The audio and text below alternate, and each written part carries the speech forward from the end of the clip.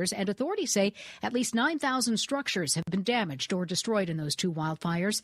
This woman in Altadena lost her home. We had everything, like the sentimental things. Like my mom passed away. I had only a few things of hers left. My wedding dress, our wedding album. We left everything.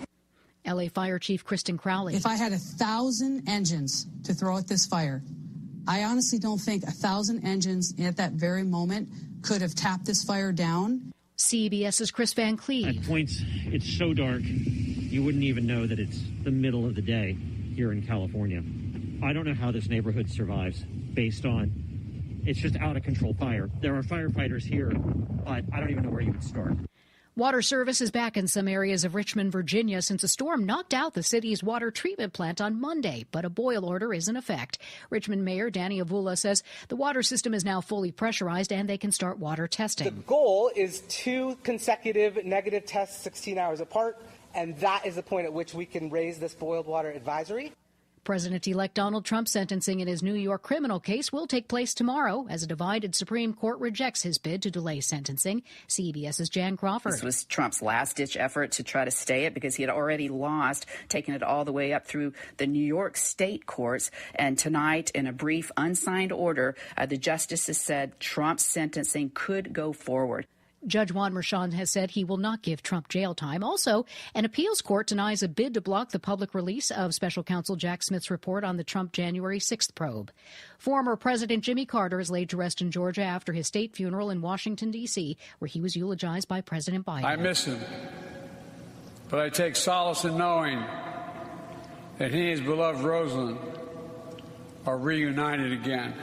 WSB's Jonathan O'Brien reports. Inside the packed sanctuary of Maranatha Baptist Church, Carter's personal pastor Tony Loudon remembering the nation's 39th president as a servant leader who had an impact around the world. Loudon challenging the congregation to carry on the former president's legacy. Go out and do something for somebody else.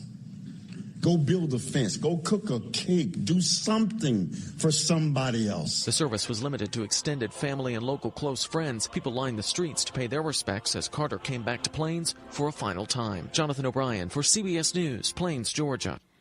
This is CBS News. A riddle brought to you by Progressive Insurance. What do your home and auto have in common? Progressive protects them both. It was an easy riddle. Learn more at Progressive.com. The county just requested more electric charging stations. Orders have really amped up at Able Electric. We need 3 more at First and Main, and we just got another hotel chain. It's no shock. Able Electric needs able electricians. Grocery store wants charging stations, too. And fast. I need Indeed. Indeed you do. Put our matching platform to work so you can spend less time searching and more time connecting with talented candidates. Visit Indeed.com/credit and get $75 towards your first sponsored job. Terms and conditions apply. Okay, I have to tell you, I was just looking on eBay where I go for all kinds of things I love, and there it was. That hologram trading card. One of the rarest, the last one I needed for my set. Shiny like the designer handbag of my dreams. One of a kind. eBay had it, and now everyone's asking, ooh, where'd you get your windshield wipers? eBay has all the parts that fit my car. No more annoying. Just beautiful. Whatever you love, find it on eBay. eBay. Things people love. Brands and creators have been racing to prepare ahead of tomorrow's Supreme Court hearing on TikTok. I order HelloFresh and make it for my boyfriend. TikTok stars and marketers aren't waiting. This set is from American Eagle. Companies have been shifting their dollars to Instagram and amending contracts ahead of a possible Supreme Court decision that could ban the app in the U.S. so they don't get stuck paying for sponsored posts if TikTok does go away on January 19th. TikTok's Chinese-based parent company makes arguments before the High Court tomorrow against a law signed by President Biden, calling for TikTok to be banned in the U.S. if ByteDance refuses to sell. Deborah Rodriguez, CBS News. Sustainability is a key theme this year at the annual CES Tech Trade Show in Las Vegas. Ag tech is on full display, including Oshkosh Corporation's electric fire engines and garbage trucks. John Deere has also unveiled a fleet of fully autonomous equipment like tractors. Jennifer Kuiper, CBS News. The county just requested more electric charging stations. Orders have really amped up at Able Electric. We need 3 more at First and Main, and we just got another hotel chain. It's no shock. Able Electric needs able electricians. Grocery store wants charging stations, too. And fast. I I need Indeed. Indeed you do. Put our matching platform to work so you can spend less time searching and more time connecting with talented candidates. Visit Indeed.com/credit and get $75 towards your first sponsored job. Terms and conditions apply. Okay, I have to tell you, I was just looking on eBay where I go for all kinds of things I love, and there it was. That hologram trading card.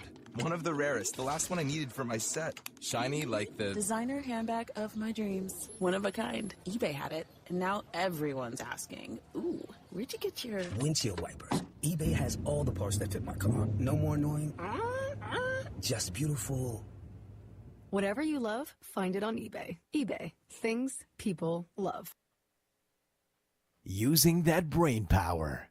Wave 105 FM. Good afternoon. It is 2:06 p.m. and that is your time check brought to you by Wendy's. Wendy's has something new on their menu, the mushroom bacon cheeseburger. Try the deliciously indulgent sandwich made with juicy beef, crispy applewood smoked bacon, savory roasted mushrooms, Munster cheese, and a creamy garlic spread all on soft toasted bun. Choose wisely, choose Wendy's. Hey, what's going on, Guam? Dicey Dice here, and I'm inviting you to join me on Power 98 Monday to Friday from 10 a.m. all the way to 2 o'clock in the afternoon. We are covering anything and everything from entertainment, headlines. We are doing sports, giveaways, and more.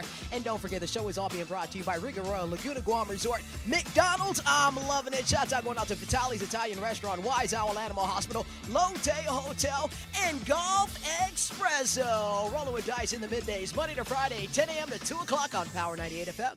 Jack here, introducing my new chicken fajita and Caesar Jack wraps.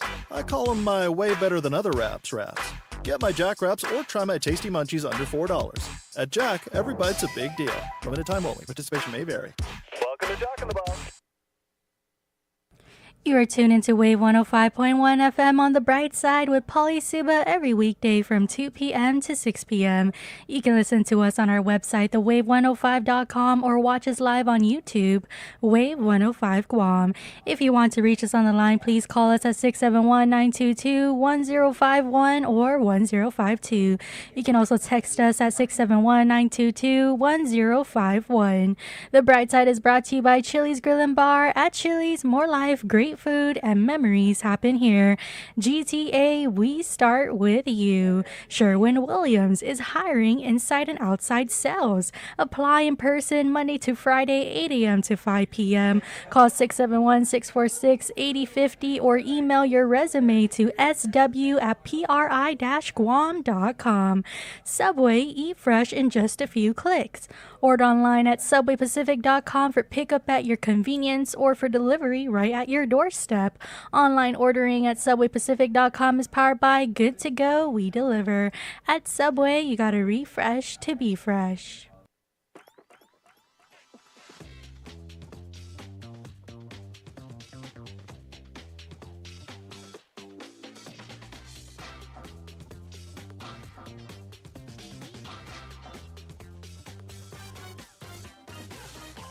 Now's that time for your real deal traffic report here on the Brightside. Slow traffic on Route 4 in Maritzo. This is in between the Pier Park and the Bell Tower. Slow traffic on Route 3 in Dededo if you're passing the GRMC Hospital heading to the intersection on Route 1. Slow traffic on Route 4 in Hagåtña at the intersection and near the Agana Library. Slow traffic on Route 1 at a loop southbound at the intersection in front of the governor's office. Slow traffic on Route 1 into Muning southbound at the intersection that leads to Route 30 or near the Jack in the Box restaurant. Slow traffic on Route 1 to Muning north and southbound at the intersection that leads to Route 14 or near the ITC building. Slow traffic on Route 1 to Muning north and southbound at the intersection near the John F. Kennedy High School. And now for your traffic advisory for the week. Partial road closure needed to support system improvements. Guam Power Authority advises the public of a partial road closure in Dededo scheduled on Saturday, January 11th, 2025 from 7 a.m. to 7 p.m. Crews will be performing system improvements along Route 1 Marine Corps Drive from the Harmon substation towards LMS. As work is being conducted, crews will need to close off the outer southbound lane along this route. Motorists Tourists should expect traffic delays as work is being performed in this area. Road closures are necessary in order to ensure the safety of the line crew and other personnel. And that is your Real Deal Traffic Report here on the Bright Side. The views and opinions expressed in this show are that of the show hosts, guests, and callers. They do not necessarily reflect the views and opinions of the staff and management of Wave 105 FM, Glimpses Media, or any of our partners. As we strive to provide quality, respectful, and engaging content, we welcome you to participate in the conversation. Thank you for tuning in to Wave 105 FM, the sound of Guam. Enjoy the show.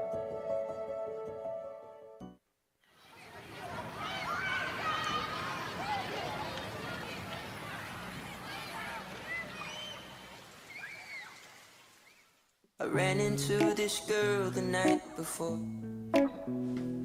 She reminded me of a golden shore. She was nothing like your average girl next door. She liked DVDs, tattoos, and Paramore. She'd say, all right, welcome to another Brightside here on Wave 105. Biba Betnes. So we are online, thewave105.com, as well as on our YouTube channel, Wave 105.1 FM Guam. And if you're on our YouTube, then you know that we've got our guest, Senor Vince Regis. Thank you so much for coming in. This is going to be a very exciting conversation because you are about to launch a music and dance workshop for a new cultural show, Ihinanauta Cultural Show, and it's Our Journey. That's what Ihinanauta means, right? And so there's already the main exhibit at the Guam Museum is that, right? Our Journey from creation through the Organic Act, right? Yeah, and so there was a number at the bottom of the release that said, call this number if you want more information. So I started typing it in. I'm like, I already have his number. This is Senor Vince Regis. And so a lot of people know you with the work that you've been doing with the Inetnan Gefpagu. My goodness, what you have done with Inetnan Gefpagu, with the music, that original music, and the performances is just amazing, and I already can envision that this is anytime Senor Vince Regis is on a project, on an event, then it's something to look forward to. And I kind of want to just start there, like how did we connect Senor Vince Regis to the Guam Museum to put a cultural show together at the museum?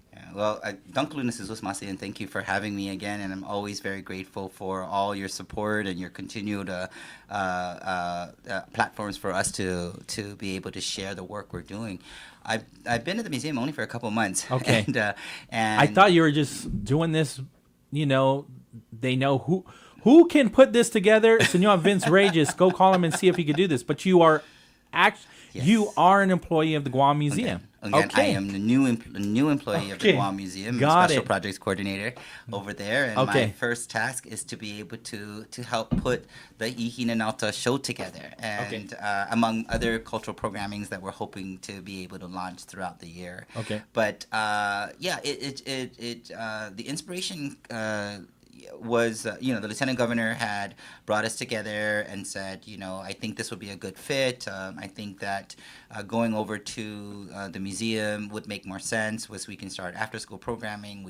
But most importantly, let's figure out a way to enhance and the museum experience, and as well as provide opportunities for our community to learn more about our culture and our heritage. That was just kind of the basic green light for us, and with many discussions between President Melvin Wampat Borja and Administrator Leona Young, we were able to kind of come up with the basic plan, and this is the first phase of the plan, which is to get people interested in starting a cultural show. When I was a kid, every time Tautotano would come into our school, right, and put together a Chamorro event, right? That was always, it just made it more fun to go to Chamorro class. Yeah. And so that I've seen it evolve from then, which I want to say was also a government initiative. I can't recall. I was too young, but I want to say that was the government saying, let's infuse Chamorro culture, Chamorro performances to our public school students. And then from that, I've just seen here we are 2024 and how many cultural groups there are, not just here in Guam, but in the diaspora. Okay. Oh my goodness, when you go to a liberation... In Japan. Yeah, and Japan too, a GVB, right? Okay. And so when you go to a liberation party, whether it's in Washington, D.C., in Texas, in California, from San Diego all the way up to Vallejo, you know, and then Oregon and Washington, there's a Guam cultural dance group performing.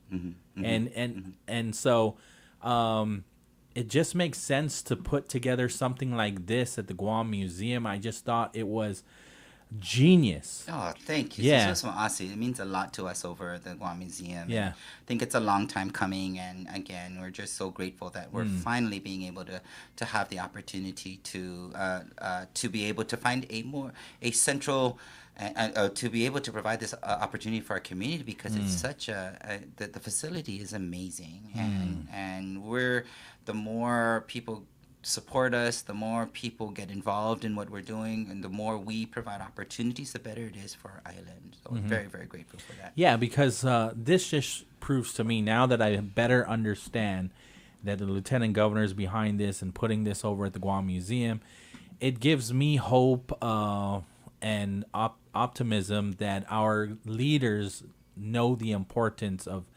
perpetuating our culture and our language. Yes. Again, I'm very grateful for him. I mean, he has a great vision, and he, if it wasn't for him and his staff, and of course the Guam Museum and the Department of Chamorro Affairs, this would not be able to happen. And so we're just hopeful that the community gets involved and wants to be a part of it, because, you know, pre-pandemic, we did have some Chamorro shows that were happening in the tourism industry.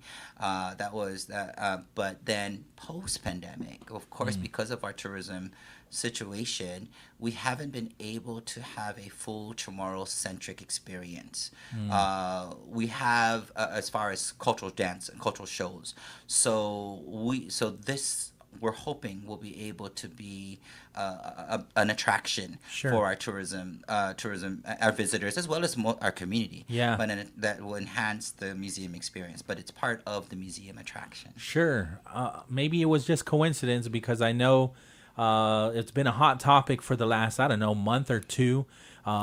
Putting together a plan. How do we get more visitors to come and experience Guam? How do we bring them back? Yes. You know, so many visitors in the Asia market have come, and maybe they haven't come back since pandemic times. And there's a lot of variables that come into play as to why we're not seeing those pre-pandemic numbers. Because when you're looking at some of the other areas, they have more than come back. So it makes sense that we take this as a holistic approach, private, public partnerships, right? Yes. And so when I heard about this, you know, maybe it's a coincidence, but it seems like this fits with our tourism plan. Yes, I agree. I think that because I've been in the tourism industry as well, in the entertainment industry for a while, it does make sense. Was it coincidence? I think it was both coincidence and in response. Okay.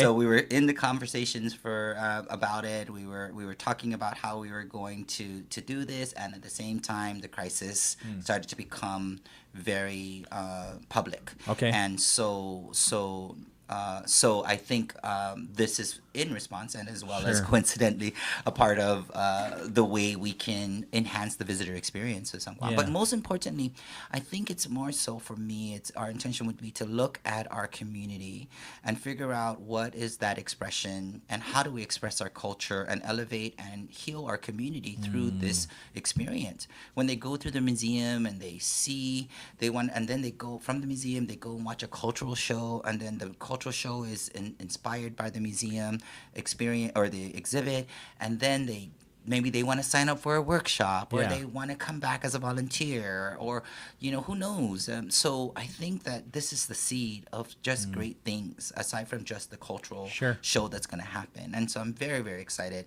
about what's in store.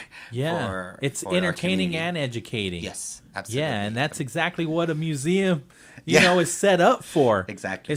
It obviously, yes, to educate, but my goodness, when you can entertain, then then you create core memories. Exactly. And then it wasn't just a walkthrough, it wasn't just a field trip that a student went and, I don't know, my teacher told us we had to go there. Yeah, yeah. But when you're being entertained, you'll remember this, and and it will eventually become like a core memory of yours. Exactly. And one of the missions of the Guam Museum is to sustain traditional knowledge as well as sustain culture and heritage. And how does that look? It's not necessarily all, when you sustain, you're talking about something that's also living and breathing and alive, not just only things of the past. And that's what the museum wants to also be able to share, is that we are here to celebrate what is Samoru culture, what is our culture today, what it was our culture, and whose shoulders are we sitting on, so that we can see further. And through the living experience of the museum, we're hoping that we can plant the seeds for further ways to sustain and elevate our community. This is like the perfect place for it too. Okay. I'm glad that you chose, that everybody involved chose the Guam Museum to put this cultural show together, because you clearly could have just said, let's put it in a hotel. But I think for a lot of people, and I'm thinking of people that get overwhelmed by cost. Yes. Like, I'd love to go to the show, but we got bills to pay. Yeah. Or I can't make it to Tuman. Right. Or that's Polynesian. Sure. I may not want to watch that. Or I have family that want to come to Guam. Yeah. And I want to take them to watch a cultural show, but I only have to I don't really want them to watch a Polynesian show. I want them to watch our culture. And so this is an opportunity and a choice and an option for them as well. So, I mean, again, what the cultural Polynesian shows are doing, I'm sure they're doing a great job in trying to promote and or to contribute to our tourism industry. But the Guam Museum's focus is, what is our community speaking? Yeah. What is our truth? What is our truth, right? Yeah. And how do we express that? Yeah. Absolutely, because there's nothing wrong with all of the other cultures. They're beautiful. Absolutely. But this is Guam. We need to showcase our culture at the Guam Museum. It all makes a lot of sense. And so before you do the show, you have to have cast members, right? And so you're putting together a workshop to start things off. Yes. Right? How much experience, first of all, who should be going to the workshop? Well, first, anybody who's definitely interested in learning about Chamorro music and dance, or just wanting to be a part of this movement that we're trying to do at the Guam Museum. 16 years and older, because our first phase is the show, and then of course we're going to be we have other things lined up for younger ones who want to be a part of it. No experience necessary. We just people with the drive that just wants to be a part. Even if they just want to just show up for the workshop, that's fine too, because they don't have to say, well, okay, I can't commit because I have a full-time job or whatever. Sure. But I want to learn a little bit about Chamorro dance. Yeah. Or I want to sing a J.D. Crutch song, and I want to understand what a J.D. Crutch song is talking about. And so coming to the workshops, we want to make it very free to anybody, free to express themselves, and just feel safe to be able to express and feel that they can lean into something like Samoa dance. I mean, what you see out there are many people that are doing that, but not many people may be afraid to try it. Right. And so we want to be able to try to create a space where, okay, you may not, maybe you never had it during your high school, but you always wanted to try it. So this is an opportunity to try it. So we have 6 workshops, Monday, Wednesdays, and Fridays, starting next week. And it's going to be real casual. Our goal is to be able to get a cast for the show, but a rotating cast. Yeah. So if, for example, after the first 2 weeks, we want to continue the workshops, and maybe people are not ready to do performances, but they're wanting to continue learning more about it, then we can do that. But we may have experienced dancers, or maybe just people with just great potential. And 'cause I've had it in many times where, as a matter of fact, my last tour, I had one guy who danced only for 2 months, but he had so much potential that we got him on a tour. Nice. So you don't even have to have experience. Yeah. Just come out if if it feels right for you. How do you help? How do you inspire performers to not be overwhelmed by the talent around them? Well, I mean, the first thing is we get to the intention. What are we trying to do? Who are we? And be able to, again, to say, we're all in it together. Right. We're here part of this museum experience. Museum belongs to the people. Our culture belongs to our people. Everyone has a right to express themselves. And there is for me, I want to try to create a very judgment-free, kind of like a gym, right? Okay. A very judgment-free environment. Right. And just to come out and have fun. And that says a lot about the performers that have experience. Yes. That they recognize that. That everybody comes at their own level, right? Yes. And so being sensitive to somebody else that may not be at their level of experience, and not, because let's face it, some kids, feel like they get bullied here and there, right? And then they give up. Yeah. Well, I mean, our culture is centered around inafat maulek. Our culture is centered around respeto and inazuda. Right. And those are very key elements that me, as a classroom teacher, I want to always try to instill.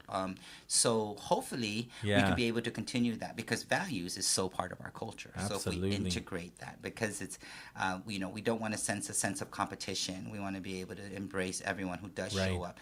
Of course, we do have a show to put together. Yes. So we have to make the makeup work. Sure. But we want to be able to provide opportunities for everyone to just come out and just try it. Yeah. And who knows? Who knows what will happen? And so with the workshops, like you mentioned, you've got starting this Monday, January 13th, 6 to 7:30 p.m., right? Then the next one would be January 15th, then January 17th. So it's every other day, Monday, Wednesday, Friday. Yes, then you got one more week where it's the 20th, the 22nd, and the 24th. No experience is necessary to attend these workshops. There will be special workshop accommodations that can be made upon request and availability. And can you just kind of touch on that? Sure, because many people may work graveyard or may want to be interested, but maybe be dancing or performing for another for a tourism show or whatever. Those are special accommodations that we can probably make because the Monday, Wednesday, Friday just seems to fit for both the school. Those that are doing double sessions for seniors that want to look at doing a job or seniors that want to have something to do, or juniors and seniors that want to do something. So that's why the rehearsals are later. But of course, if others that are a part-time job and they feel like a Saturday would work, then we're open to that. On the flyer, we have who to contact as far as if they have any inquiries or they would like to have special accommodations when it comes to a rehearsal time. For the younger generation, you can always DM them on Instagram at Guam Museum, right? Yes, correct. For others, it's guammuseum@gmail.com. And then there's a number here, 671-989-4455. Call between the hours of Monday through Friday, 8 a.m. to 5 p.m. And then, so if we can kind of fast forward to, you're looking for 32 performers, 24 dancers, 6 musicians. You're hoping to get it to that number, 32, by January 24th?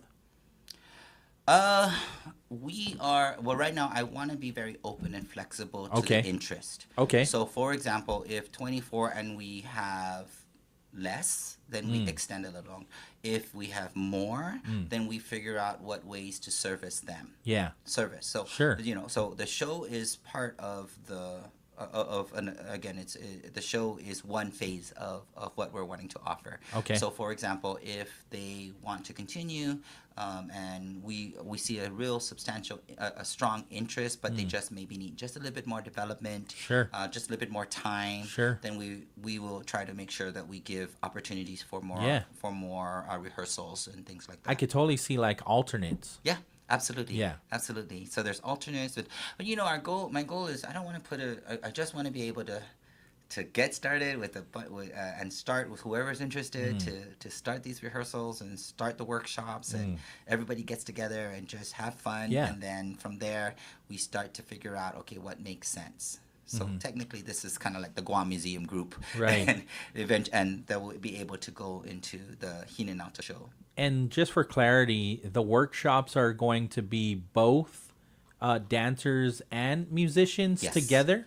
More than likely we'll separate for now, and then... But same time Same frame. time. Yes, Okay. same time frame. Yes. Okay. Yes, same time. So any musicians and if you do play an instrument, please bring your instrument. Yeah. If you sing or whatever, just come by. Again, it's more going to be jam sessions and just kind of talk story and just kind of have fun with everything. And then again, we kind of figure out from there. Yeah, and they don't need to know how to sing tomorrow, right? No. Yeah. No, that's part of the process. Yeah.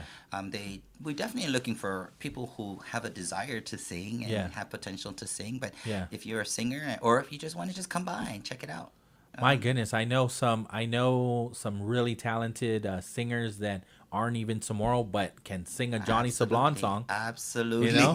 I've many, being a teacher. Or even one of your songs. Yeah, maybe. Yeah. Yeah. And it's amazing to see, right? When you, and that, the universal language, I always say, is the body language. Yeah. Right? It tells the story all the time. When you're mad, people know.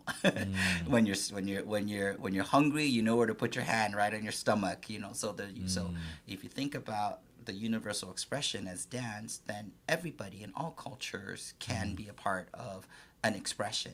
Right. You don't necessarily have to be Tsamoro or learn Tsamoro. Yeah. I've had it in my classes where I had so many other cultures. Some of my better dancers and musicians were not Tsamoro, but they just really embraced the art, the culture. And it's beautiful. And it's beautiful. Yeah. And it's amazing. Yeah. It absolutely is beautiful to see all races singing and dancing tomorrow here in Guam, right? And even in the diaspora. A friend of mine is saying, see, you are very popular. Can you post the chords for Senguaidza Guahan? I think there's a karaoke song out actually on YouTube. I think so. I can definitely have the musicians do that. I'll talk to them about it when they'll show up. Or you can come to the rehearsal and we can teach you the song. Nice. Tell me a little bit about, I know you're just starting things up, right? But tell me a little bit about the traveling part. Like, what are you envisioning?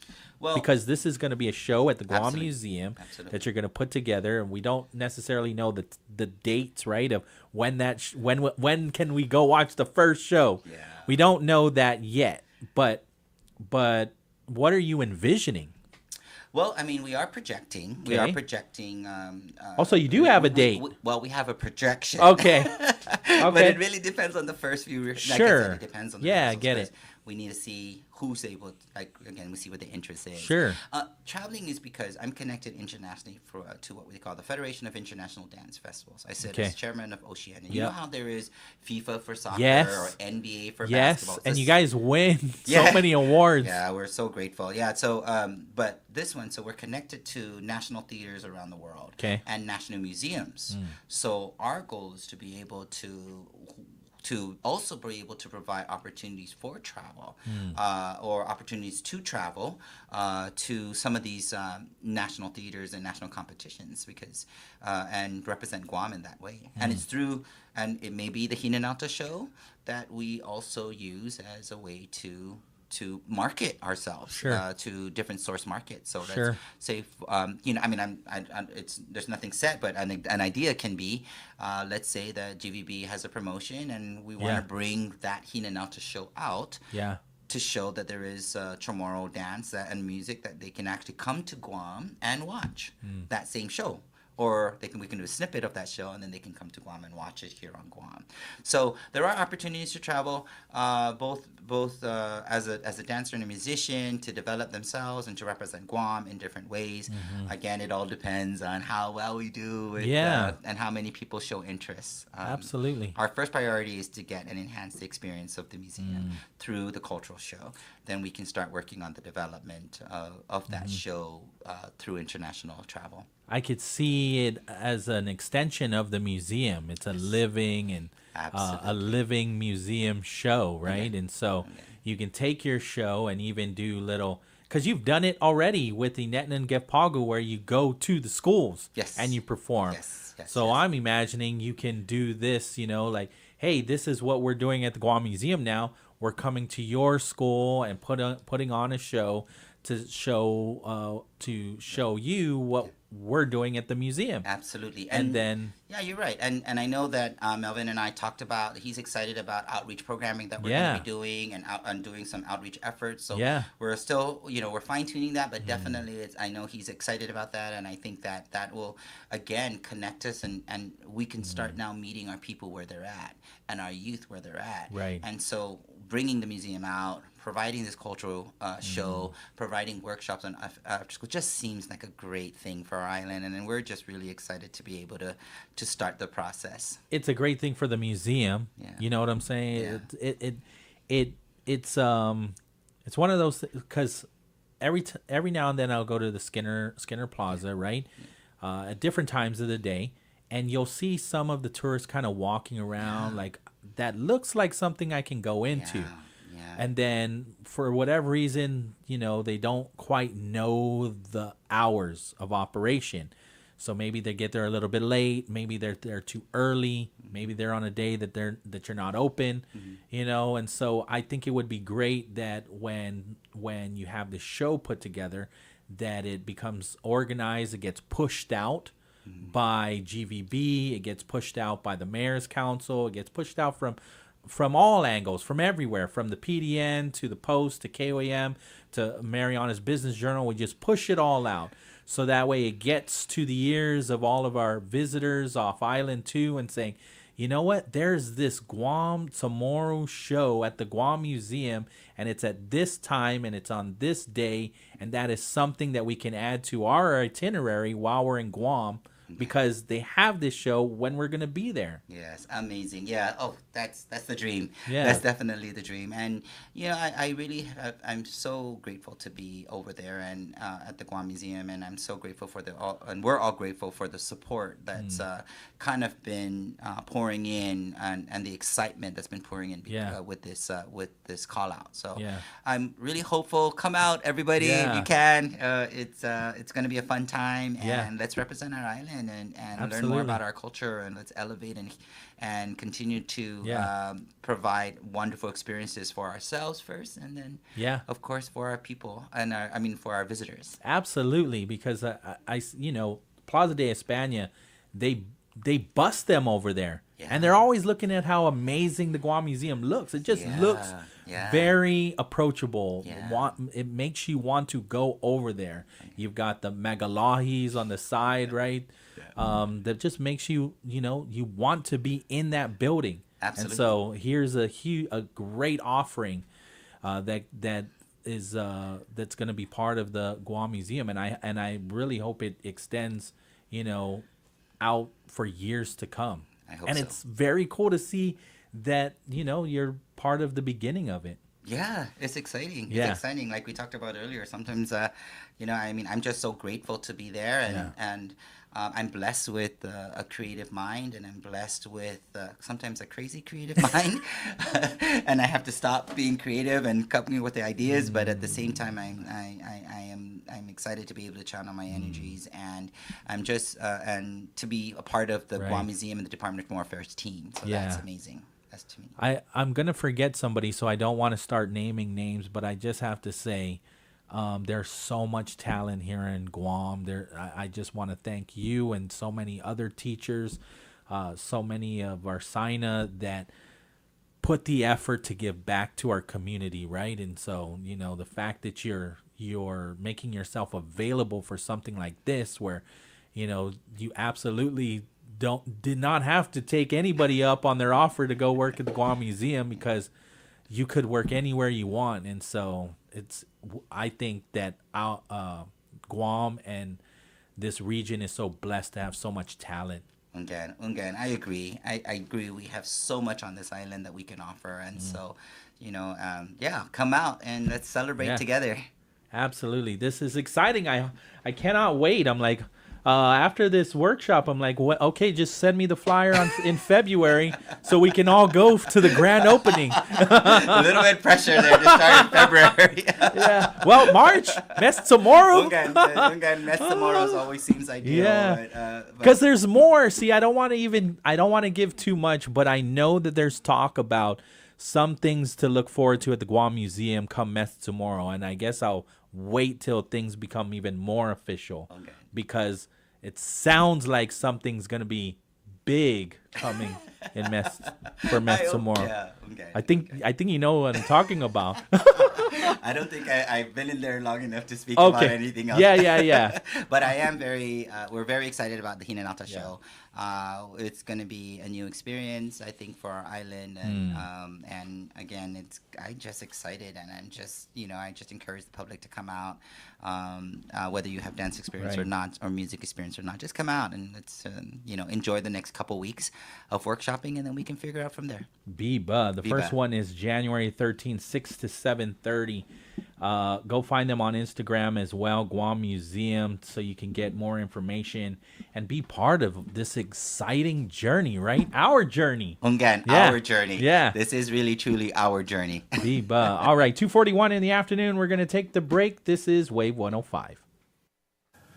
Artificial intelligence is now helping with IVF treatment. CBS's Allison Keyes explains. Doctors use ultrasound scans in IVF treatment to help them decide when to inject a hormone known as a trigger to make sure the eggs are ready to be fertilized. The timing of that is a key decision, as it doesn't work as well if small sacs in the ovaries called follicles are the wrong size. Researchers at Imperial College London used a technique known as explainable AI to analyze data on more than 19,000 IVF patients to examine the sizes of the follicles that offer the best chances for mature eggs to be harvested and improve the number of babies being born. Allison Keyes, CBS News. Box office smash Wicked tops the list of movie nominees for Hollywood Screen Actors Guild Awards, a key indicator of support for movies heading into the Academy Awards. Wicked earned 5 nominations, ahead of 4 for the Bob Dylan biopic, A Complete Unknown. Michael Toscano, CBS News. The county just requested more electric charging stations. Orders have really amped up at Able Electric. We need 3 more at First and Main, and we just got another hotel chain. It's no shock. Able Electric needs able electricians. Grocery store wants charging stations too. And fast. I need Indeed. Indeed you do. Put our matching platform to work so you can spend less time searching and more time connecting with talented candidates. Visit Indeed.com/credit and get $75 towards your first sponsored job. Terms and conditions apply. Okay, I have to tell you, I was just looking on eBay, where I go for all kinds of things I love, and there it was. That hologram trading card. One of the rarest. The last one I needed for my set. Shiny like the designer handbag of my dreams. One of a kind. eBay had it, and now everyone's asking, ooh, where'd you get your windshield wipers? eBay has all the parts that fit my car. No more annoying. Just beautiful. Whatever you love, find it on eBay. eBay. Things people love. Get ready for an exciting afternoon with me, Ed Suarez, on the Ed Suarez Live Show, Monday through Friday. Tune in for your daily dose of motivation that will kickstart your drive, a self-care corner to nurture your soul, and stay tuned for the games and giveaways. The Ed Suarez Live Show is brought to you by Pure Swing Golf, FHB Health Center, Burger King, Rotary Sushi, GTA, Rui Spa, and Live House Guam. Tune in to Ed Suarez Live on Power 98. After over 10 years, I think it's time to freshen things up. Attention class of 2025. The next evolution of the Power 98 Senior Challenge is coming. Are you ready to step up? Stay tuned for details. Political status impacts almost every aspect of our lives on Guam, but many are unaware of our right to self-determination and decolonization. What does it mean, and how can it improve our quality of life? Join the conversation, ask some questions, and learn more about your right to self-determination and the 3 legitimate political status options for Guam. Tune in to Challenge the Status Quo every Monday from 10 a.m. to noon on Wave 105.1 FM, presented in partnership with the Mission on Decolonization and Glimpses Media. Young surprise! I'm back on Wave 105. It's your girl Nene every Saturday from 12 p.m. to 4 p.m. Catch your island music tidal wave with Nene. Brought to you by San Lorenzo Laundromat. I noticed you've been flipping the channels looking for a place to land on. Well, I'm here at 105.1 The Wave. I'll make you laugh, maybe cry, but you're going to hear everything to get you through your morning. Mornings with Patty. You don't have to listen to me, but I think you're going to want to. Mornings with Patty on the Wave 105 is brought to you by GTA, Chili's Bar and Grill, Bank Pacific, Subway, Sherwin-Williams Paint, Take Care Insurance, and Pat's Denting and Detailing.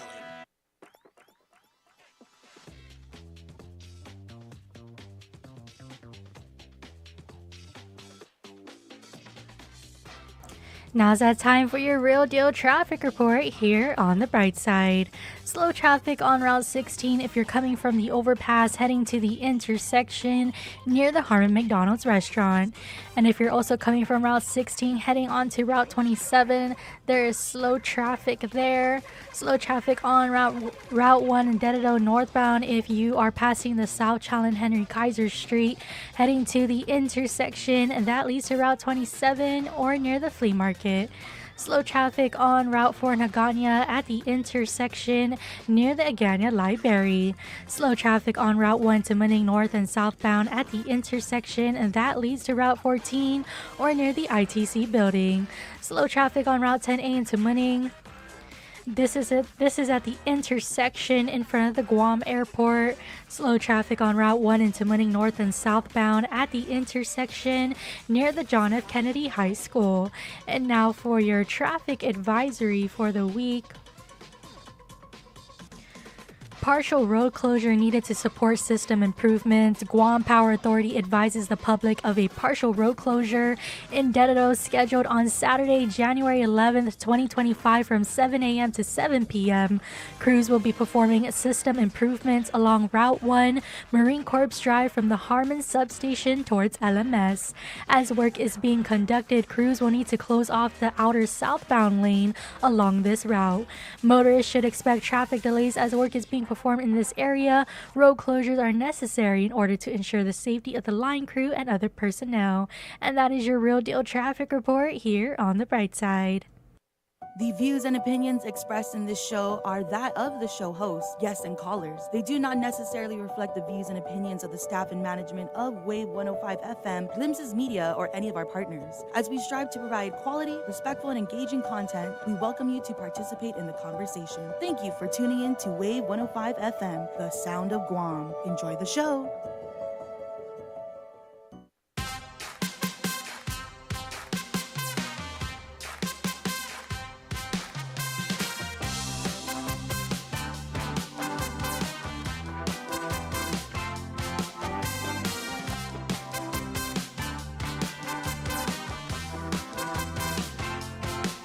All right, welcome back to the Bright Side right here on Wave 105, 2:48 in the afternoon. Biba Betnes. I'm trying to find. There's more. There's actually more happening at the Guam Museum. Let me see here. They're doing the Weddings in Paradise again. Let me see. Is this it? No. They're going to be doing the Weddings in Paradise. Maybe it's on the, I saw it on the, yeah, on their website, GuamMuseumFoundation.org. You can go there. You can get more information on the Guam Museum itself and so many of their events, which includes Hinanauta, the exhibit, the main exhibit, and then also the cultural show that they're going to be putting together, right? But on the information on the Weddings in Paradise, this is happening this month, Saturday, January 25th from 9 a.m. to 4 p.m. And again, it says, if you're dreaming of a picture If you're dreaming of a picture-perfect wedding, then Weddings in Paradise 2025 at the Guam Museum is an event you won't want to miss. Whether you're planning your own special day or looking to showcase your wedding-related business, this event will offer everything you need to create a truly unforgettable wedding experience. And so I remember these when they were doing this. I'm not sure why they stopped. It might have been the pandemic, to be honest with you. A lot of things have stopped, and so things are starting to come back since then. And this might have been one of those events where the pandemic kind of put a pause on it, right? So it's cool to see it back. Weddings in Paradise 2025 at the Guam Museum on January 25th, 9 a.m. to 4 p.m. To be honest with you, we found my wife's wedding dress at Weddings in Paradise. This was 2002. So it was that was 23 years ago. Almost 23 years ago. So that's how long they've been doing this. Maybe even longer than that, to be honest. We found the wedding. Well, we found the wedding dress curator at the Weddings in Paradise, and then we worked with the woman, with the lady, to get the dress that my wife wanted. But yeah, I remember it was at this event here. And so from wedding gowns and tuxedos to floral arrangements and stage lighting, guests will have the chance to meet with a wide range of top-tier wedding vendors. If you're a bride or groom-to-be, this is your opportunity to explore.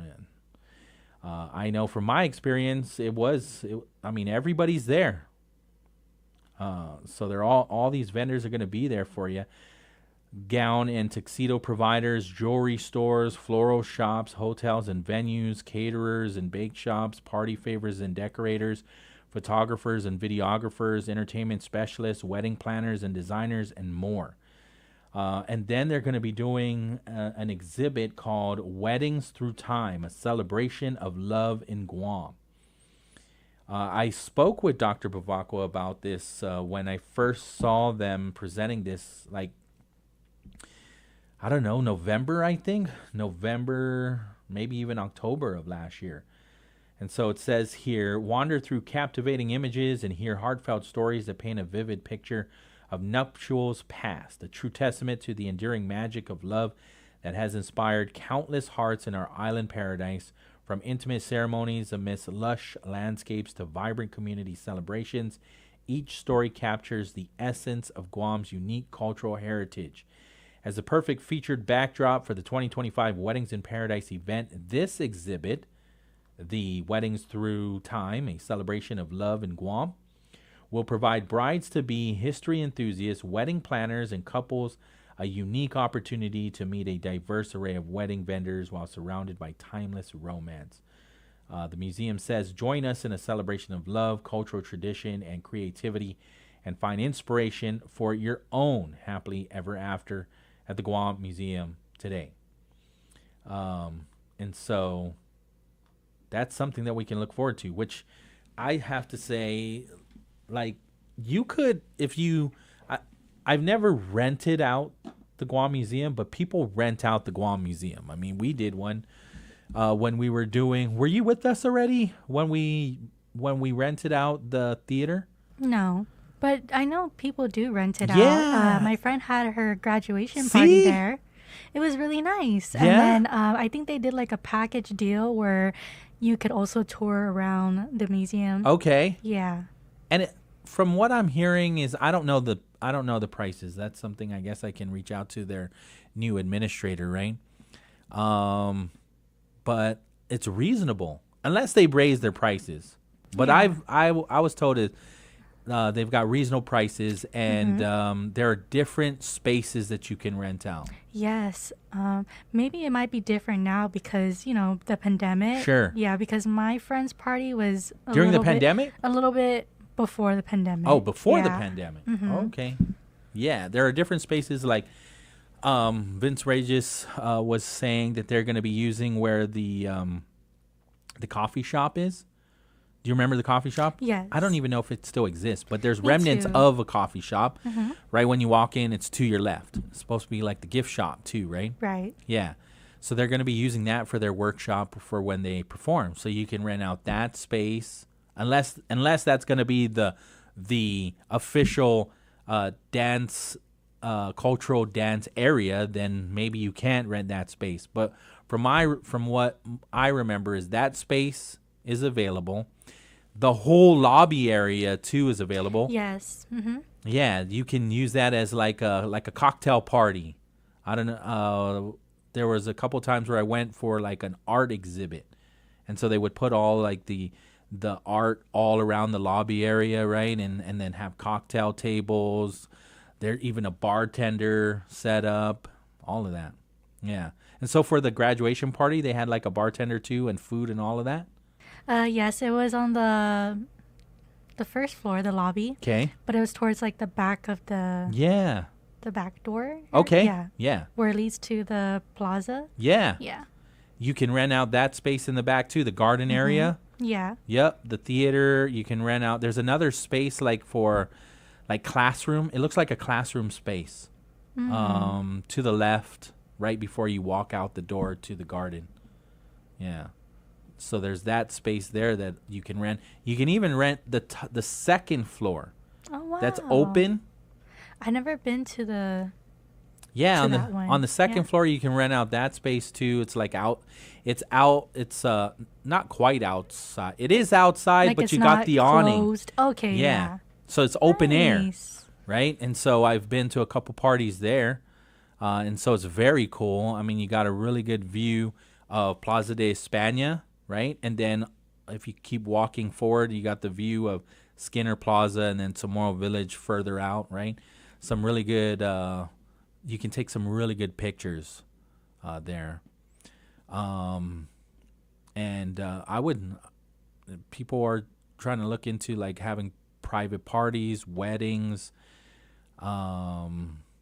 graduation parties. Look into the Guam Museum as a venue. From what I'm hearing is maybe you don't have that big of a crowd. Obviously, you're going to have to hire a caterer. But if you're looking for a space, a unique space, think about them when you're trying to, maybe you have a budget. Some of us, can't quite afford a hotel banquet room and whatnot, right? Just shop around. I would say shop around, because I don't want to tell you don't go to the hotel.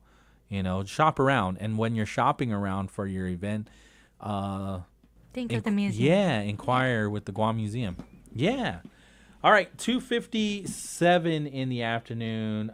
Before we get to the break, I want to remind everybody the Christmas swap is happening until next week, Thursday. So they started yesterday, and so today they closed as well, right? Because it's only from 8:30 a.m. to 1 p.m. So you have the weekend as well.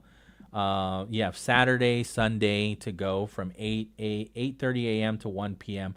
over at the DOAG office off of Dairy Road in Manilao, where their nursery is at. And you can turn in your natural Christmas tree, not the artificial Christmas tree, your natural Christmas tree, right? And make sure you have all the decorations taken off, you have the ornaments taken off, you have the Christmas lights taken off. And what's really cool about this is when you turn in that natural Christmas tree, they're going to give you a native tree. So basically, it's you give a tree and you get a tree, right? So remove all the decorations, including the tinsel. Do you use tinsel still? That's like I don't 1990s. I don't use it because it gets messy. Yeah, that's like Yeah, that's like 1990s the stuff. traditional decoration for a tree. Yeah. So just also the metal hooks. That's important. Metal hooks kind of get lost, right? Right. The ball falls off, but the hook still stays there. on. Yeah. Yeah. So make sure you just kind of do a little look through your tree and make sure even those metal hooks are gone, and then you can take it on You can take it over to the Doag Nursery tomorrow, the Guam Forestry Nursery, tomorrow over in Mangilao off of Dairy Road. Here's the number in case you get lost, 671-300-7977, 300-7977. Remember, artificial trees will not be accepted. So Saturday, Sunday, Monday, Tuesday, Wednesday, Thursday. Thursday of next week is the last day to do this. That's January 16th. And again, they will give you, your tree will be repurposed into biochar to enrich Guam's planting sites, helping restore our native forests. And when you turn in the natural Christmas tree, right? You turn it in, you're going to receive a tree from their nursery, and they've got a whole selection that you can pick from. 3 o'clock on the dot, we're going to take the break. We are KGUM FM in Hagåtña, Guam. KGUM FM, Hagåtña, Guam. The sound of Guam is Wave 105 FM. This is CBS News on the Hour, sponsored by O'Reilly Auto Parts. I'm Jennifer Kuiper. 3 of the largest wildfires burning in Los Angeles County, California, are 0% contained. The Eaton fire in the Altadena area destroyed this woman's home. I've lost everything. Yeah. Pictures, memories. The death toll in the Palisades and Eaton fires is now at least 7. CBS's Chris Van Cleve has been checking out damage in the Altadena area in the Eaton fire. Towering flames threaten to overtake the highest point in Los Angeles, as well as the telescopes and key transmission towers atop Mount Wilson. The wind-fueled Eaton fire rained destruction down on the neighborhoods below, damaging or destroying more than 1,000 structures. The latest fire in LA's West Hills area has prompted evacuations. New Orleans says it's bringing in a security expert ahead of Mardi Gras and the Super Bowl next month. Just about a week after the city was rocked by the deadly New Year's attack, Police Superintendent Ann Kirkpatrick says of former New York City Police Commissioner Bill Bratton and the former top cop in L.A. that he will become their consultant. He has advised governments and organizations on counterterrorism, urban safety, and major event security, making him truly one of the world's leading authorities on public safety. The Supreme Court clears the way for the sentencing of President-elect Donald Trump in his New York so-called hush money case tomorrow. Loyola Law School professor Lori Levinson. Donald Trump said he will appear remotely by video, but he will be given an opportunity to address the court. Most defendants at that point will show some contrition or ask for some leniency by the judge, but we don't expect that to happen here. 2 conservative justices joined the High Court's 3 liberal members in denying Trump's bid to halt the proceedings. Former President Jimmy Carter's state funeral is held in Washington, D.C., where CBS's Steve Kathan reports. Tributes to Jimmy Carter from political contemporaries written before their deaths, read by their sons. Ted Mondale, the son of Carter's vice president. Today we join in sadness to honor our dear friend, President Carter, for his extraordinary years of principled and decent leadership and his courageous commitment to civil rights and human rights. And from rival turned friend, Gerald Ford, his son Steve. Jimmy, I'm looking forward to our reunion. We have much to catch up on. Carter has been buried in Plains, Georgia, next to his beloved wife of 77 years, Rosalind. This is CBS News. Think O'Reilly Auto Parts for all your car care needs. Get the parts and service you need fast from the professional parts people at O'Reilly Auto Parts. The county just requested more electric charging stations. Orders have really amped up at Able Electric. We need 3 more at First in Maine, and we just got another hotel chain. It's no shock. Able Electric needs able electricians. Grocery store wants charging stations, too. And fast.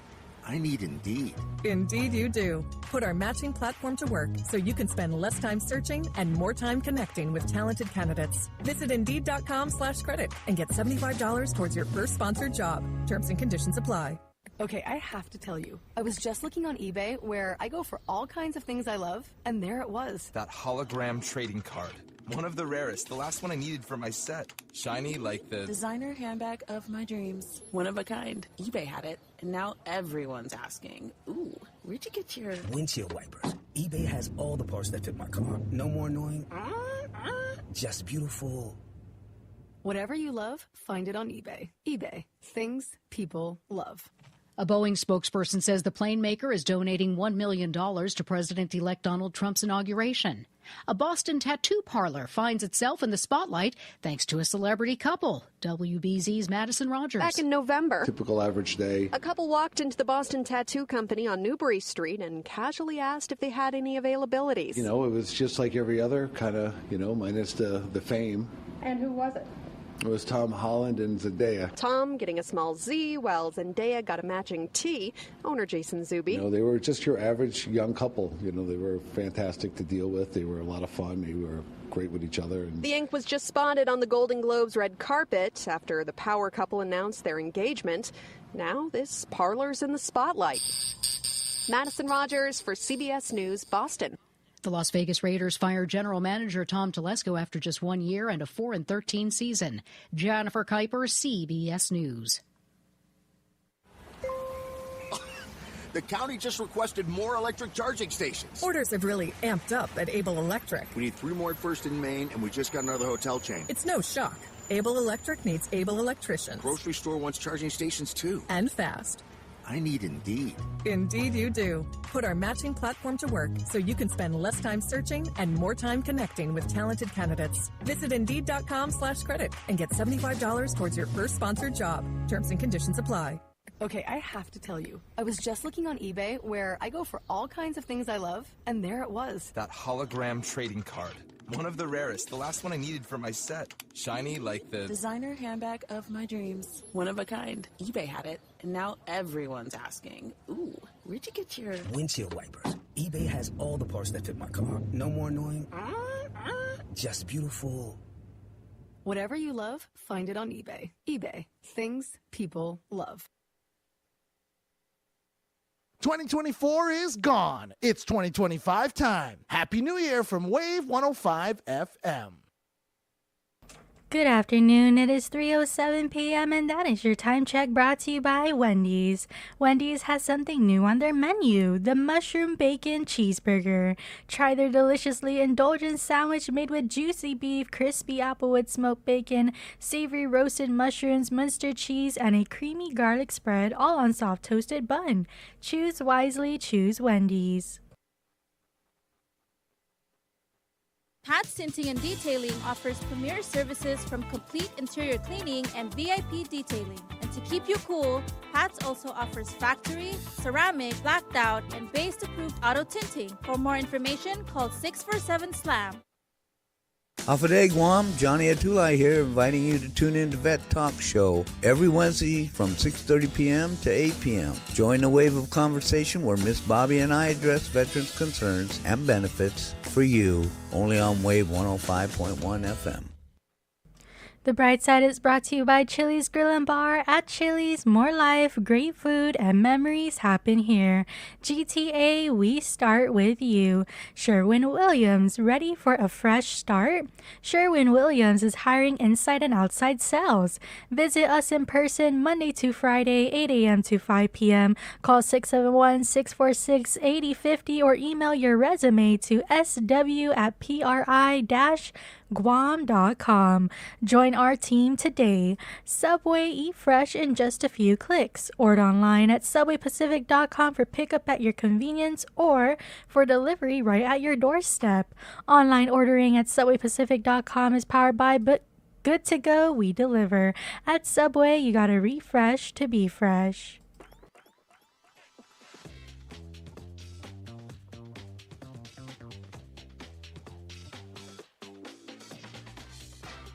Now's that time for your real deal traffic report here on the Brightside. Slow traffic on Route 4 and 10 in Chalampago at the intersection, and that also leads to Zonia. Slow traffic on Route 16 if you're coming from the overpass heading to the intersection near the Harmon McDonald's restaurant. Slow traffic on Route 3 in Dededo if you're passing the GRMC hospital heading to the intersection on Route 1. Slow traffic on Route 1 in Jigo north and southbound. This is in front of the McDonald's restaurant. Slow traffic on Route 1 into Manning southbound at the intersection that leads to Route 30 or near the Jack in the Box restaurant. Slow traffic on Route 1 to Manning southbound at the intersection and that leads to Route 14 or near the ITC building. Slow traffic on Route 10A into Manning at the intersection in front of the Guam airport. And now for your traffic advisory for the week. Partial road closure needed to support system improvements. Guam Power Authority advises the public of a partial road closure in Dededo scheduled on Saturday, January 11, 2025 from 7 a.m. to 7 p.m. Crews will be performing system improvements along Route 1 Marine Corps Drive from the Harmon substation towards LMS. As work is being conducted, crews will need to close off the outer southbound lane along this route. Motorists should expect traffic delays as work is being performed in this area. Road closures are necessary in order to ensure the safety of line crew and other personnel. And that is your Real Deal Traffic Report here on the Brightside. The views and opinions expressed in this show are that of the show host, guests, and callers. They do not necessarily reflect the views and opinions of the staff and management of Wave 105 FM, Glimpses Media, or any of our partners. As we strive to provide quality, respectful, and engaging content, we welcome you to participate in the conversation. Thank you for tuning in to Wave 105 FM, the sound of Guam. Enjoy the show. ISLA, Guam is where I'm from. Tautanu Itamoru, kingdom of our people. GUAM, island in the sun. From Jigo to Malesi, this land is all that we know. I said this land is all that we know.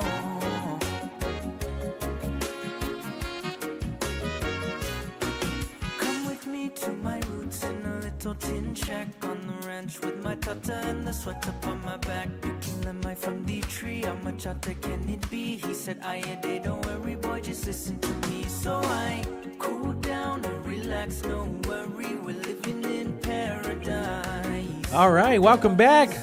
The Brightside right here on Wave 105, Biba Betnes. And with us now on the line, Senator Joe San Agustin. Hafa Adai, Senor.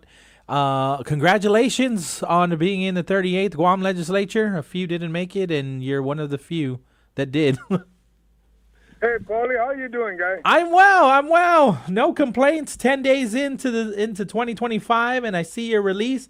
And we've got some concerns from some constituents that have called you. They're concerned because apparently they've been paying the credit card fee. And I remember you reminded us that according to Public Law 37-135, signed into law back in November by the governor, that it would take away.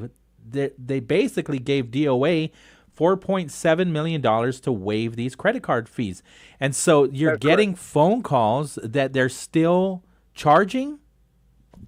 That's correct. I mean, that's what I've been advised. They're still charging. So if you look at what I sent out, is that I was in communication with Mr. Byrne, Ed Byrne, with DOA, and he said that no, they're going to reimburse all the folks that were charged the credit card fee. And what my concern was that I needed to get something in black and white that is going to happen because, you know, a lot of my constituents said, you know, Senator, it's good that you're telling us, but, you know, and if it's in black and white, they're more comfortable with that. And I don't blame them. That's what you mean by memorializing. That's what you mean by memorializing the telephonic conversations. That's what you mean putting it in black and white, that you have a firm, that you, Director Byrne did tell you that they would be reimbursing those charges. What are we going to need, though? You're going to need the receipt, right? Yeah, we'll see. Well, you really don't need one because, you know, the bank knows who you are. Okay, you're right. Card, you got your name. You're right. The bank's got to reimburse you. But there's got to be a mechanism to let you know that you got to reimburse. I mean, if you're going to be watching your account every day to see if you're reimbursed, that's not reasonable. Yeah. There's got to be a mechanism to this madness. Okay. And at the same token, I think what should happen, as my understanding from Mr. Burns, is that it's going to happen. And I'm like, okay, I need something more concrete other than Sure. we're going to do it. And the reason why I bring this up is because it's the law already. Yeah. 4.7 million, and you picture, I think you charge as much as 3% for whatever the cost you're charging on is a credit card fee. That adds up real quick. Oh, yeah. And some of the folks that want to charge and use a credit card, they're like, gosh, I might as well pay in cash or in a check. Because, cash or check, there's no credit card. There's no credit card fee. Yep. But, yeah. But then the problem that the government's been having is that in the past, every time somebody writes a check, sometimes you wonder if the check will clear. Right. And I'm like, oh, here we go again. So that's why I went after the credit card fee. And I do have a bill. You saw the list. Yeah. I have a bill to just eliminate the credit card fees, totally. Completely, right? Not because this one is just for, the one that was signed, the $4.7 million, was just for fiscal year 2025. And so, That's correct. Yeah, I see the credit card processing fee prohibition. And that is the one that it's unofficially introduced, but by Monday we should be seeing it, right? Yes, you will. I'm standing in line already. And I understand why the legislature, the 38th legislature, weren't able to start it on the 6th. Okay. Because realistically, if you look at it, the new folks coming in weren't even allowed to move into their office.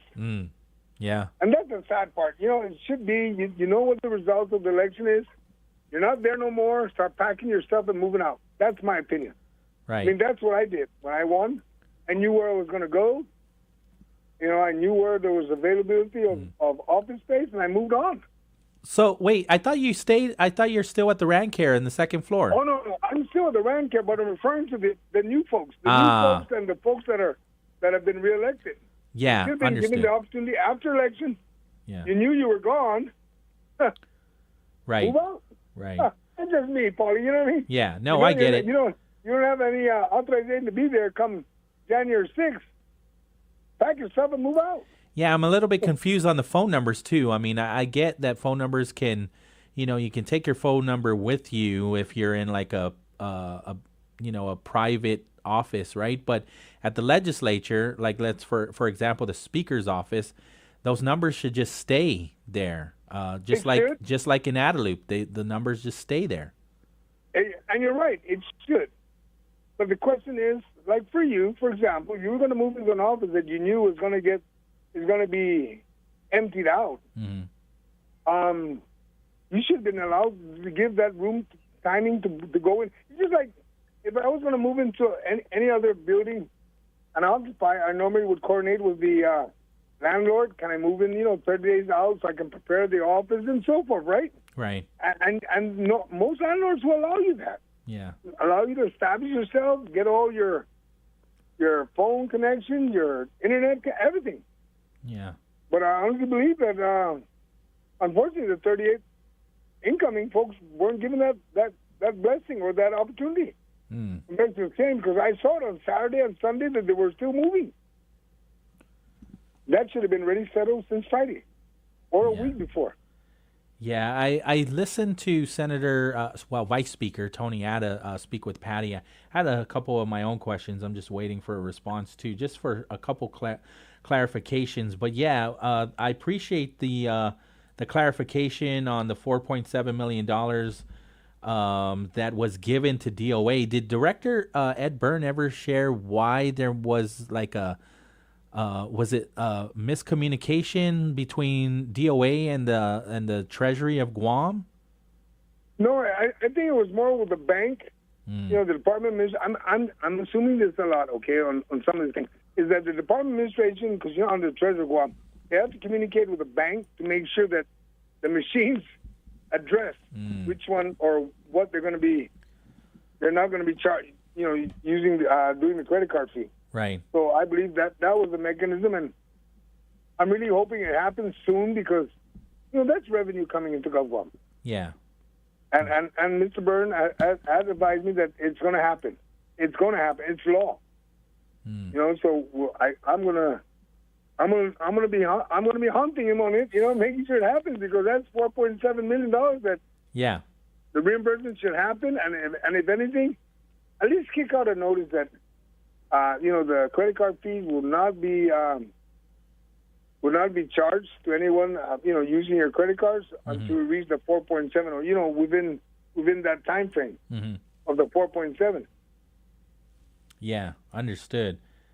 I guess I wanted to ask you about, there's 6 of you in the minority, and have you come to any kind of understanding of who could be the majority leader? I mean, minority leader and minority whip, because the minority whip would help. Is he gone? I think he got disconnected. Oh no. Can you call him back? Yeah, of course. So I don't have any updates on whether or not the Democrats have a majority. I'm sorry, if they have announced their leadership for like their minority leader and minority whip. So the minority leader, I'm not sure if they figured that out yet. And then minority whip is basically somebody within their party that kind of organizes and makes sure people are where they're be in session for the votes, and kind of make sure everybody's on the same page in their party. Is that Senator? Oh, sorry, I lost you. No problem. We got disconnected somehow, so no worries. I was trying to call you back. Yeah, and so do you have any update on where we are? Are you guys going to just move forward without any leadership role? Well, I'll tell you what. Well, we have had a caucuses, and we're still in discussion, and wherever it lands, it lands. You know what I mean? I'm very positive. Yeah. I'm hoping we will identify who's going to be our minority leader, but until such time, I still got work to do as a senator. Yeah, absolutely. Yeah. I get it. Can you remember at any time where there was no announcement of a minority leader? And that's been decades. Yeah. When they didn't have a minority leader, so it's not something new. Right. Okay. But you know, we still have a role to play as a senator. We still got bills to introduce, and that's my focus. You know, just like I heard you on the radio yesterday, you were curious about where's this land. I introduced a bill about the clearing for Tomorrowland Trust. And I wanted to let you know that this is the one that's right next to GPA and GWA in the back room. Okay.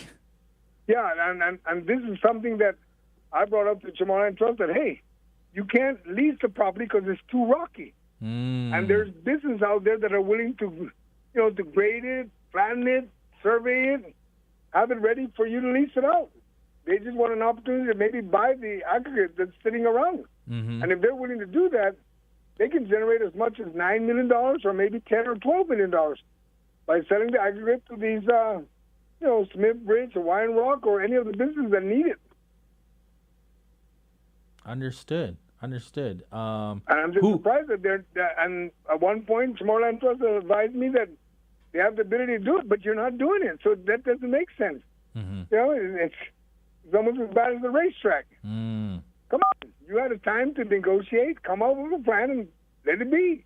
Yeah. And get these folks off the main road and put them in the racetrack. Yeah. Because I know there's that issue, right, still over with the racetrack, and I remember CLTC board was kind of laughing at how much the Guam Motorsports Association was willing to pay a month, and they're like, well, our last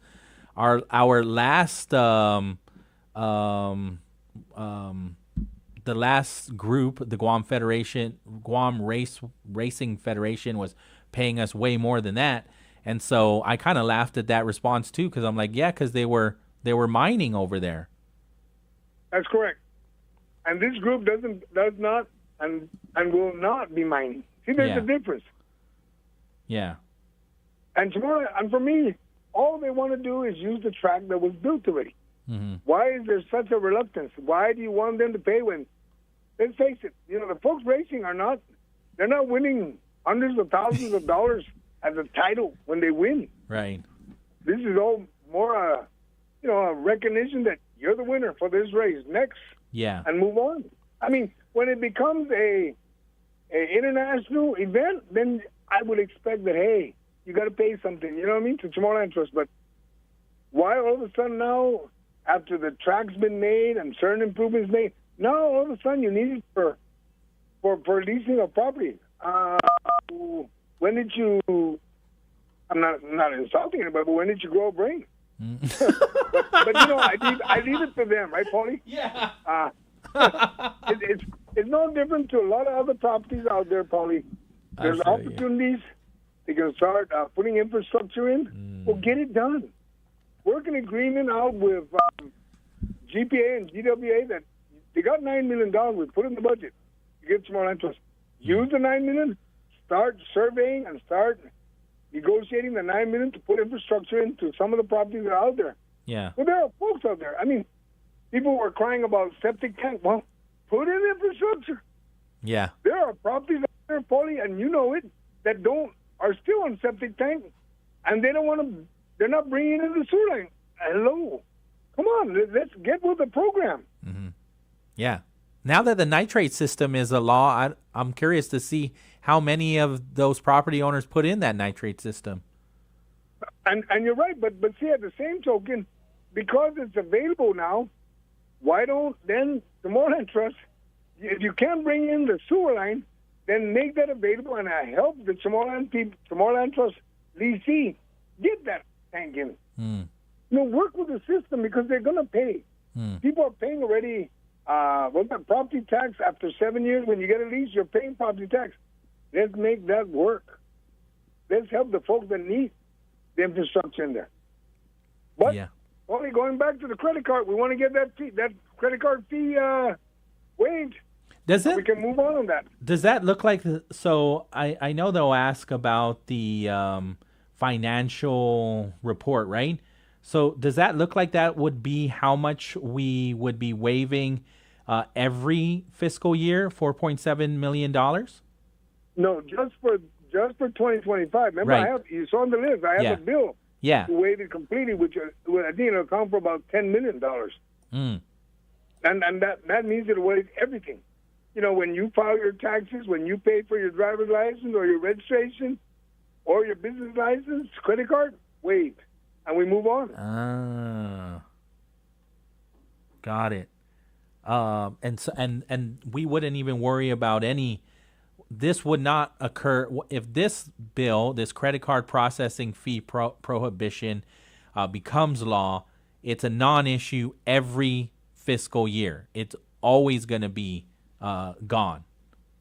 Well, if the bill passes as intended and signed the law, then it becomes part of the appropriation committee to make sure it's in the Budget Act saying that money's set aside already for that reason.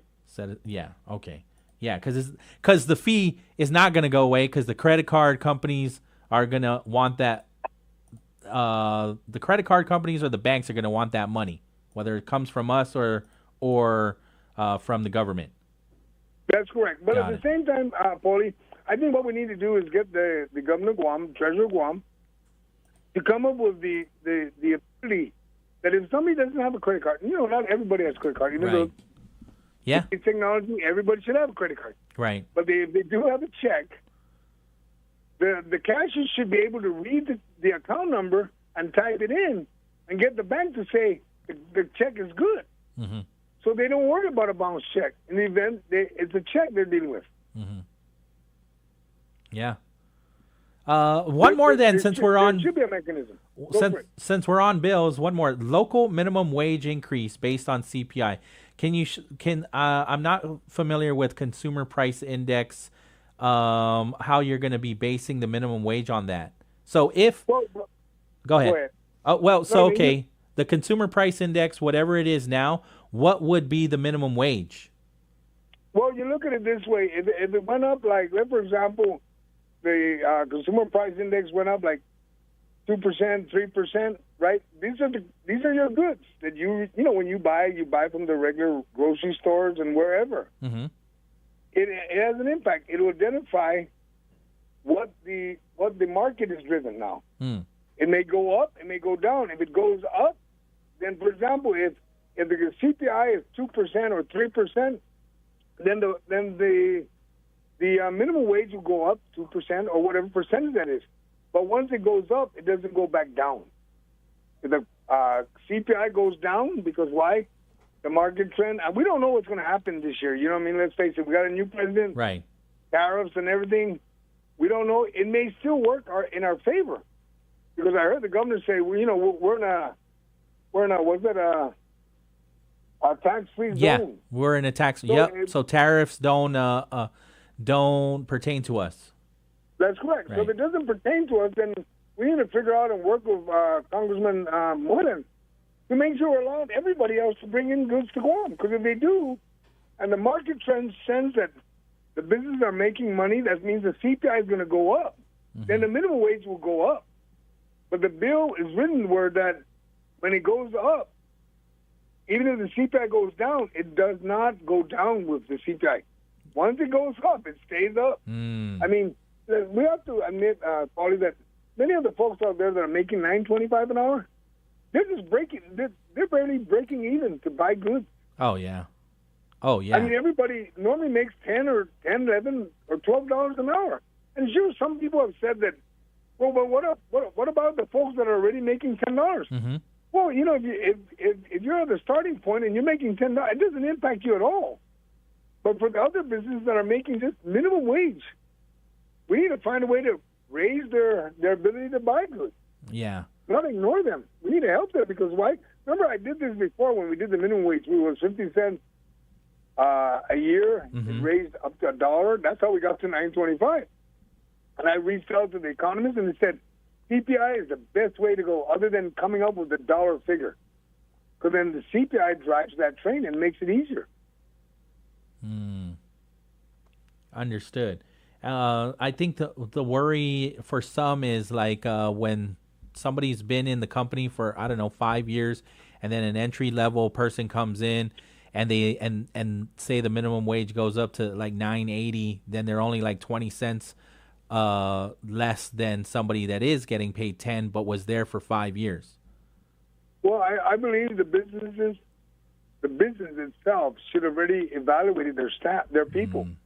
If I'm paying, for example, if I was paying you, Pauly, $10 an hour today because you've been with me for 5 years, the next person I bring in, I got to make sure I take care of you too because you got institutionality, you got your loyalty to me. I got to take care of you, make sure that I bring you up another 20 cents or more. Yeah. Why? Because you're going to be around longer. It doesn't mean that the new kid on the block is going to be there for 5 years. Right. He may walk in just to get his feet wet and then walk out a month later or 6 months later. Because I'll tell you I'm walking out. Yeah, you walk out right away if it's within 20 cents. Yeah. But as a good employer, I make sure I take care of you. Yeah, I get it. I get it. I mean, I may not want to open a new employee at the minimum wage, whatever it is, and say no. I'm going to work with you folks. I'm going to take care of you folks and move on. Yeah. Because why? There's loyalty. There's commitment from you. Yeah, I get it. And just one more since we're going through your bills. I forgot. I didn't. I'm not familiar with veterans license plate recognition, and that was one of the things. I thought we do that already. I thought we already recognized. No, we did do that. Remember, and I was the author of that one. Okay. We changed it and we added the medal they got. Like the silver star and so forth. But what I was approached by the veterans group. They said, is there any way we can put it, as you're looking at the license plate, put it to the left side of the plate. It'll identify the medal you earned. Okay. And put the branch of service you're on. Okay. So it extinguishes you as what? And at the same time, just for example, you're with you retired from the Army, you don't have any medals. Your branch will be identified on the side. Actually, the picture of the Army would be on the left. Okay. Okay. And that's why we're going to distinguish them, because some folks are they're Silver Star or veterans, right? Yeah. But they're veterans Purple of what? Heart. Yeah, or Purple Heart. But of what branch of service? So we want to be able to distinguish you that you're a Purple Heart of the Navy or Purple Heart of the Marine Corps, whatever. Okay. But it's to the left of the license plate as you look at it. It's just a matter of displaying it, I would say more appropriately, because I've been getting this from different veterans. They showed me what Hawaii's got, what the other states have, and I said, that's a nice way of doing it. And we've maintained the Guam, USA, and so forth. Yeah. No, thanks and it looks nice. I wish what I need to do is get my staff to send you a picture of it so you know what it looks like. Right. Then you know what we're talking about. Yeah. No, I appreciate this. I appreciate you clarifying some things for me. And looking forward to seeing how things all work out, through the 38th, Monday or whatnot. Seeing how this all pans out for everybody, right? It seems like you're pretty happy, with how things are working out so far, 10 days in? Well, I'm not going to say I'm happy. I'm comfortable, and I understand why the delay. Okay. And I'm not going to, the 38 legislature is the majority are Republicans, but they're all for the people of Guam just like I am. Yeah. When we were elected, we were voted by the people of Guam. And we have to respect the wishes of the people, and we move on. Sure. Not who's got top vote getter or who's the bottom of the list. It didn't matter. 1 to 15, all 15 are part of the group. Yeah. And we work from there. And that's how we should treat everything. Because number 15 is just as powerful as number 1. Yeah. He's got to vote.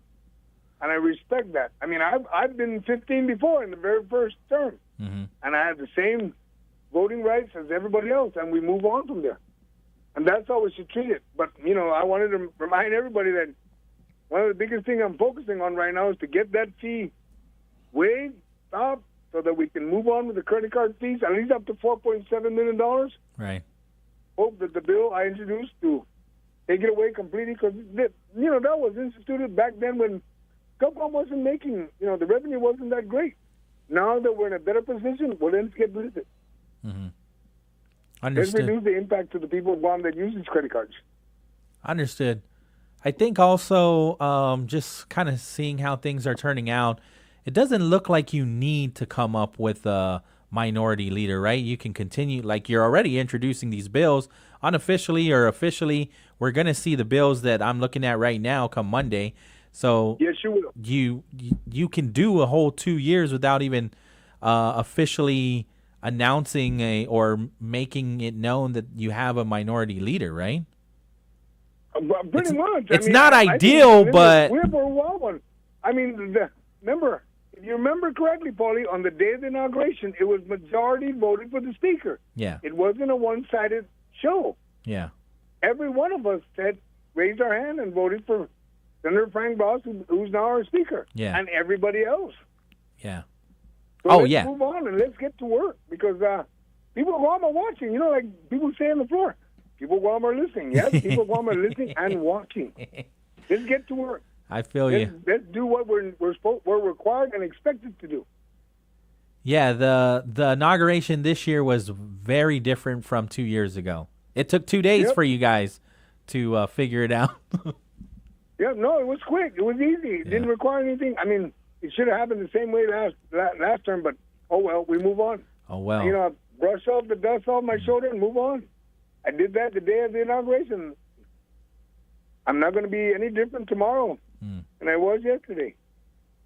Understood. So RandCare is where people once again can continue to look out for you, right? Your office stays the same, second floor in Tamuning, yeah?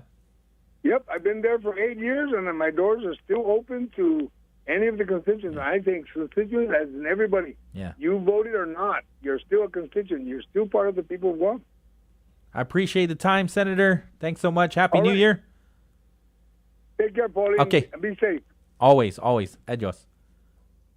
3:38 in the afternoon.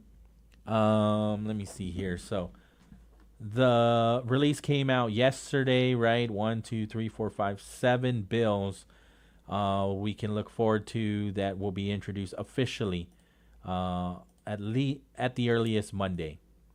And then I did share yesterday to Senator Sabina Perez's bills as well. Let me see, because Senator Tello Taitagui sent a release, or basically a release, or it's a letter to Senator Sean Gumatautal requesting that they set up a time. Wave You okay there? 105.1 FM. This is You Isa. scared me. You're on the air with me.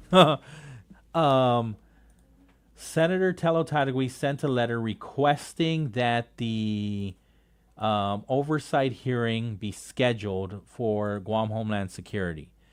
And so I reached out to Senator Sean Gumatautal. I'm just waiting to see if I'm able to get a response on whether or not he plans on scheduling an oversight hearing. Frank's on the line. Yes, sorry. Okay, no worries.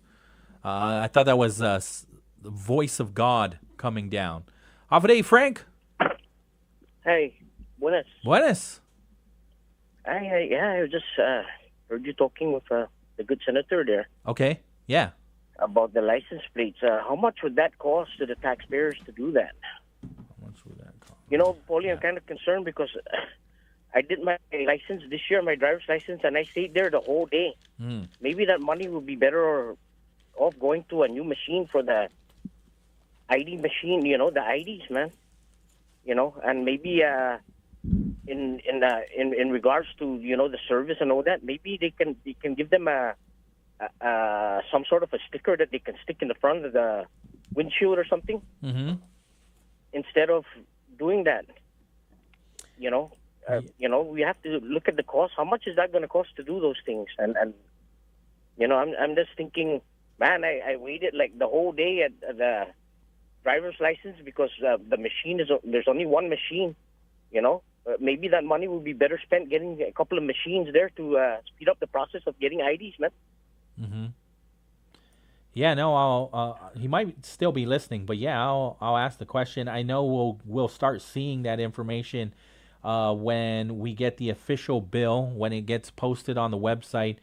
There more details get added to it, and then there's usually a financial report attached to it as well. Yes, hey, don't get me wrong, Paulie. I respect I got many family members that are, you know, retired military and in the military. Right. And you know, yeah, we respect their service and whatnot. But, you know, with tough times and things that are going on, you know, we have to be prudent with the money. You know, we like to see these things, but it doesn't make any sense to do it. Sure. How much is it going to cost? Is that money better spent somewhere else? No, You know, I get it. Keep spending the way we're going. I mean, it's nice to have, but do we really need it? Now, you're making a fair point. We got to be good servants of taxpayer money, right? Yes, sir. And you know, I read about the employees and the businesses are having a hard time keeping employees. I got a suggestion for these businesses. Go for They it. should do a profit sharing. If they want to keep yeah. employees, they set a quota, and when they meet that quota, they give these guys bonuses. Yeah. You know, that have been with them 5-10 years. Give them a piece of the profit. If you want to keep your employees, you got to treat them good, and that will be a way to a way for businesses to keep seasoned employees, you know, and good employees, because employees aren't going to stick around, Paulie, if they got a better opportunity, and if you take care of them, they'll stick around. Yeah. So, to my business people out there, you know, take note.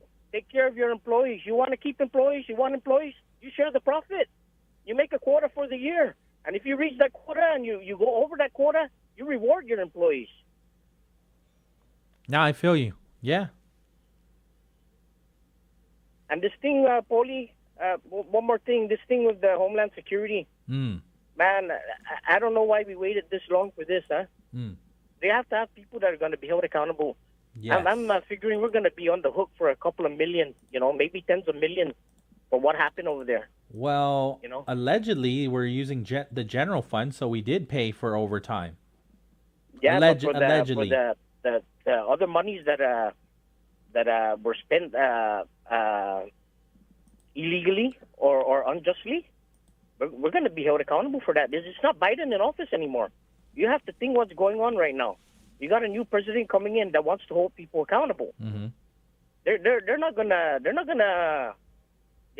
tolerate stuff, Pauly. From what I'm seeing, they're not gonna tolerate that. Somebody's gonna have to answer for it. The government is gonna have to pay for it. Well, they're gonna come out and teach people lessons not to waste money.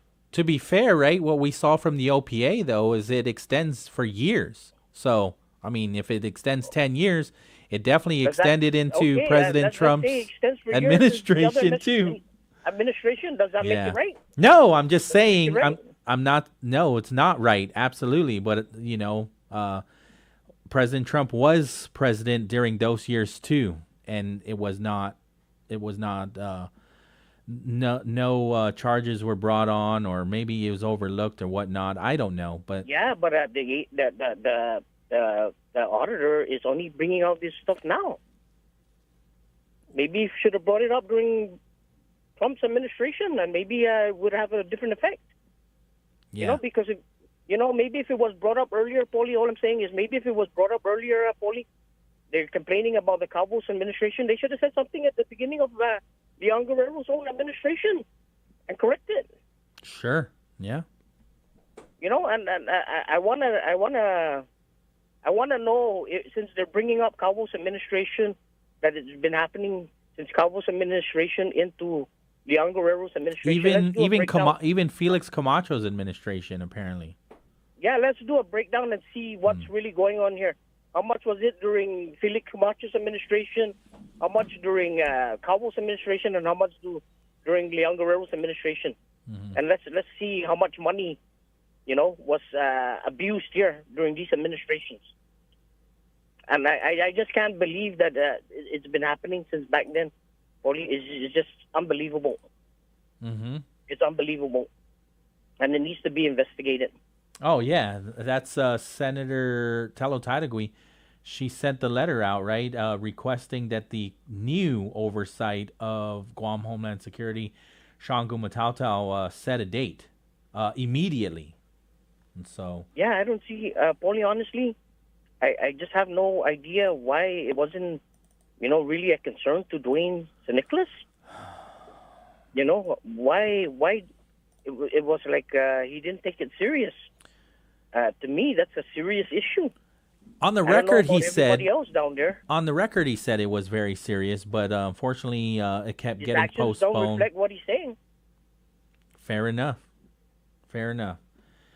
So Senator Talotadegui would like that the oversight hearing prioritize these topics, right? The OPA report 24-12 is what is now. You can find it on the OPA's website now and read it in its entirety. Funding and budget, FEMA grant restrictions and non-compliance, financial impact on the general fund, reimbursements from FEMA grants, and expenditures. So those are the things that she's hoping can be on the agenda. But I haven't gotten anything from Chairman Gumatautau yet. I did reach out.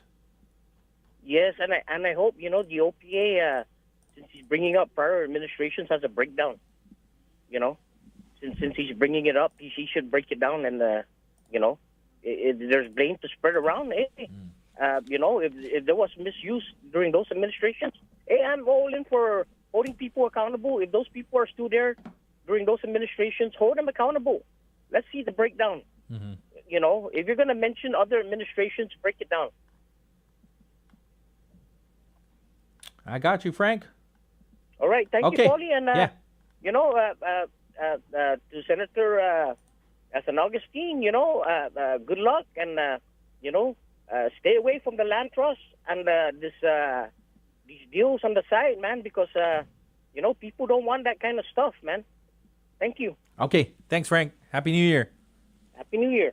3:48 in the afternoon. We got somebody else on the line? No. Oh, okay. Yeah, we'll take the break right here on Wave 105. Artificial intelligence is now helping with IVF treatment. CBS's Allison Keyes explains. Doctors use ultrasound scans in IVF treatment to help them decide when to inject a hormone known as a trigger to make sure the eggs are ready to be fertilized. The timing of that is a key decision, as it doesn't work as well if small sacs in the ovaries called follicles are the wrong size. Researchers at Imperial College London used a technique known as explainable AI to analyze data on more than 19,000 IVF patients to examine the sizes of the follicles that offer the best chances for mature eggs to be harvested and improve the number of babies being born. Allison Keyes, CBS News. Box office smash Wicked tops the list of movie nominees for Hollywood Screen Actors Guild Awards, a key indicator of support for movies heading into the Academy Awards. Wicked earned 5 nominations, ahead of 4 for the Bob Dylan biopic A Complete Unknown. Michael Toscano, CBS News. The county just requested more electric charging stations. Orders have really amped up at Able Electric. We need 3 more at First and Main, and we just got another hotel chain. It's no shock. Able Electric needs able electricians. Grocery store wants charging stations too. And fast. I need Indeed. Indeed you do. Put our matching platform to work so you can spend less time searching and more time connecting with talented candidates. Visit Indeed.com/credit and get $75 towards your first sponsored job. Terms and conditions apply. Okay, I have to tell you, I was just looking on eBay where I go for all kinds of things I love, and there it was. That hologram trading card. One of the rarest, the last one I needed for my set. Shiny like the designer handbag of my dreams. One of a kind. eBay had it, and now everyone's asking, ooh, where'd you get your windshield wipers? eBay has all the parts that fit my car. No more annoying, just beautiful. Whatever you love, find it on eBay. eBay. Things people love. Your future starts at GCC. Are you ready to level up your education? Don't miss out. Guam Community College is in open registration for the spring 2025 semester. Classes start January 8th, but hurry, registration ends Friday, January 10th. They do an extended office hours for your convenience. So drop by between 8 a.m. and 6 p.m. until January 10th. Financial aid? Yep, they've got that too. Just stop by or give them a call. Visit guamcc.edu/apply or call 671-735-5531 to get started. Don't wait. Your future starts at GCC. One pill can kill. Fake pills often contain fentanyl. It only takes 2 milligrams of fentanyl, equivalent to a few grains of salt, to be lethal. Fake pills are often sold on social media platforms, making them available to anyone with a smartphone. Talk early and often to youth about the dangers of misusing prescription drugs and the lethal dangers of counterfeit drugs laced with fentanyl. Stay informed, stay safe. One pill can kill. This public service announcement is brought to you by the radio stations of Glimpses Media Group, Wave 105 FM and Power 98. Last I checked, only Jack in the Box has a meal with your choice of entree and 2 sides, even breakfasty ones, plus a drink served all day. I'll check again. Yep, just me. At Jack, every bite's a big deal. Limited time only. Participation may vary. Welcome to Jack in the Box. Hafa Adai, Guam, Johnny Atulai here, inviting you to tune in to Vet Talk Show every Wednesday from 6:30 p.m. to 8 p.m. Join the wave of conversation where Miss Bobby and I address veterans' concerns and benefits for you, only on Wave 105.1 FM.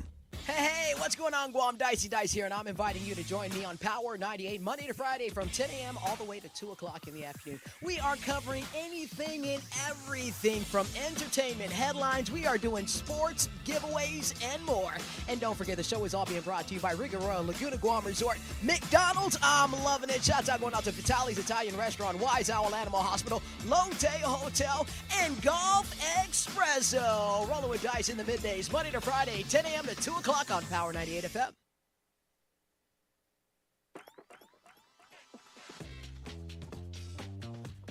Now's that time for your real deal traffic report here on the Brightside.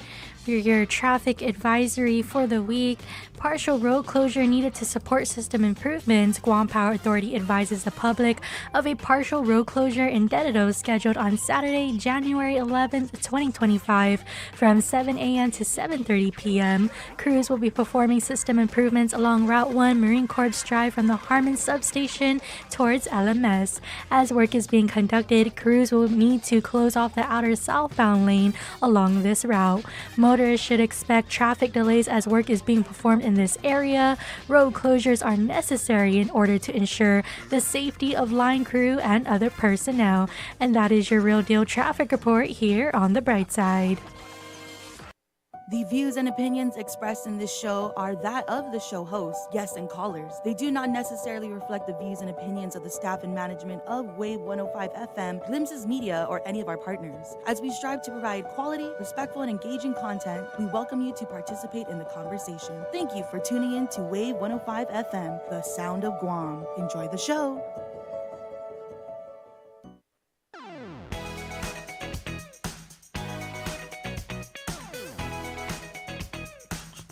All right, welcome back to the Bright Side right here on Wave 105. So I'm on the OPA's website, opaguam.org. If you want to look at the June report for Guam Homeland Security, the auditor, public auditor, does break it down for you as far back as 2011. There's 142 pages, though. So just letting you know, you look at, but go to page 131 if you'd like, for anybody listening and wants to see how this breakdown goes. But it shows findings from 2011 to 2024. And then there's also management response to it and the findings. So that's where he does break it down. The OPA. Breaks it down from 2011 to 2018. So 2011 was the Calvo Tenorio. So I stand corrected. 2011 Calvo Tenorio, not as far back as Felix Camacho. And then 2018 is the Leon Guerrero. That's when they start. Well, there is a transition report in 2011. So who did they transition from? The Camacho administration to the Calvo Tenorio administration in 2011, right? And then there's a transition report in 2018. And so the Office of Homeland Security and Civil Defense on June 7, 2024, on page 129, they do acknowledge the OPA and state, "Dear Mr. Cruz, we are thankful for the comprehensive investigative audit conducted by your Office of the Guam." Sorry, it's sideways, so that's why. Offices of Homeland Security and Civil Defense. The audit is invaluable in helping our agency ensure compliance with applicable regulations and procedures, ultimately improving our operational effectiveness. Right? The report listed two recommendations: the Office of the Governor to work with the legislature to determine whether or not to provide local funding directly to GHS. Number two, the Office of the Governor to immediately address the causes identified in prior audit reports, monitoring reviews, and transition reports. So again, this was the one where OPA, the public auditor, BJ Cruz, basically said, we're going to provide you a whole lot of information at the legislature, on this date. And then they had it. And then we were supposed to have another oversight hearing. And we just never did. It kept getting postponed. Again, to be fair, we had some tropical storms that were set to, come through Guam on the day of the last oversight hearing. But I agree with Frank. There was still time, even in December. I mean, let's just be honest with each other. You're still senator. You still have an office. You still are supposed to be doing the work of the people in December. So you still could have done that oversight hearing with the Guam Homeland Security, right? So you can go there. You can go to the opaguam.org and you can read it for yourself. There is a breakdown between administrations. You wouldn't find it on the 1231 OPA report, the report number 24-12. That's the one Senator Tello Taitagui would like to be added to the oversight hearing if we get one.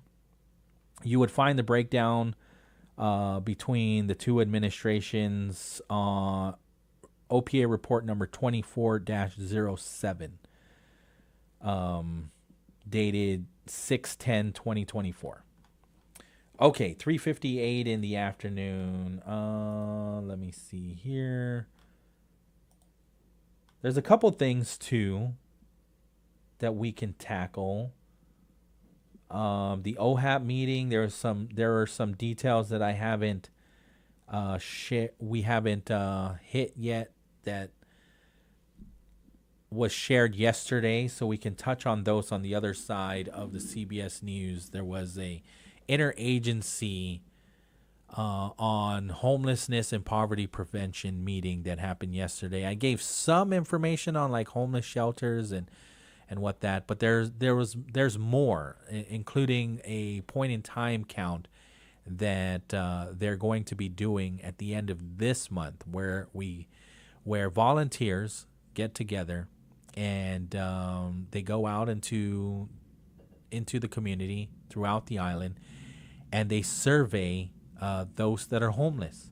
And so I've got some information to share from that meeting, and also from the Guam Homeless Coalition website. And so we'll do that next. 4 o'clock on the dot. We are KGUM FM in Hagåtña, Guam. KGUM FM, Hagåtña, Guam. The sound of Guam is Wave 105 FM. This is CBS News on the Hour, sponsored by O'Reilly Auto Parts. I'm Michael Toscano. Another night of flames and fear in and around Los Angeles. A new blaze, the Kenneth Fire, erupted and is spreading rapidly in the San Fernando Valley. 10,000 structures have now been reported burned across Los Angeles County. This couple returned to Altadena, hoping there were at least personal mementos to save. We had everything, like the sentimental things. Like my mom passed away. I had only a few things of hers left. A burning fire at an apartment building is still sending smoke billowing into the air. That's CBS News Sacramento reporter Ashley Sharp reporting from Altadena. The wildfires are burning uncomfortably close to the venue where the Academy Awards are supposed to be handed out. CBS's Deborah Rodriguez has an update on that. The Academy of Motion Picture Arts and Sciences has delayed its Oscar nominations announcement, scheduled for a week from tomorrow, until Sunday the 19th. The Academy's also extended voting for members by 2 days until the 14th. The LA Times reports lead-up events for shortlisted contenders, scheduled for Saturday, have been canceled. Yesterday, the SAG Awards scrapped its live stream nomination announcement and issued a press release instead. Deborah Rodriguez, CBS News. A firefighting plane struck a drone battling the Palisades fire. The aircraft landed safely and no one was injured. Atlanta is bracing for snow and ice for the first time in a couple of years. WSB reporter Austin Eller has more on storm preparation. The Georgia DOT and local transportation crews are pre-treating roads across the metro. Russell Brown with Forsyth County north of Atlanta says they're ready. We've got several different machines and apparatus that can help prepare the roads and even plow the roads if needed. And Georgia Power's Matthew Kent says the ice is their big focus. Power lines can withstand a good amount of weight, but when a heavy tree falls on a line, there's not a lot you can do. The Supreme Court is clearing the way for the Friday sentencing of President-elect Trump in his New York hush money case. Former federal prosecutor Lori Levinson. What this case does, now that the Supreme Court allows the sentencing, is make it final for the trial court that Donald Trump is a convicted felon.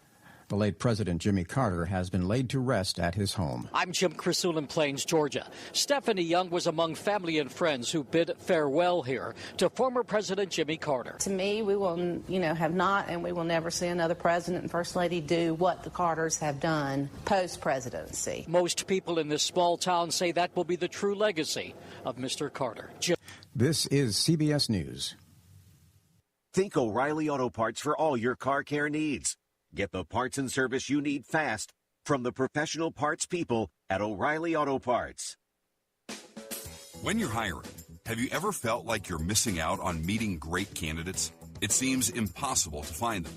Well, they're not hard to find when you know where to go. ZipRecruiter.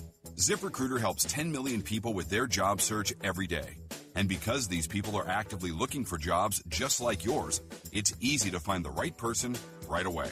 Try ZipRecruiter for free at ZipRecruiter.com/free. That's ZipRecruiter.com/free. Hi, I'm Smokey Bear, and I made an assistant to help you out, because only you can prevent wildfires. Hey, Assistant Smokey Bear, call me Papa Bear, because I'm grilling up dinner.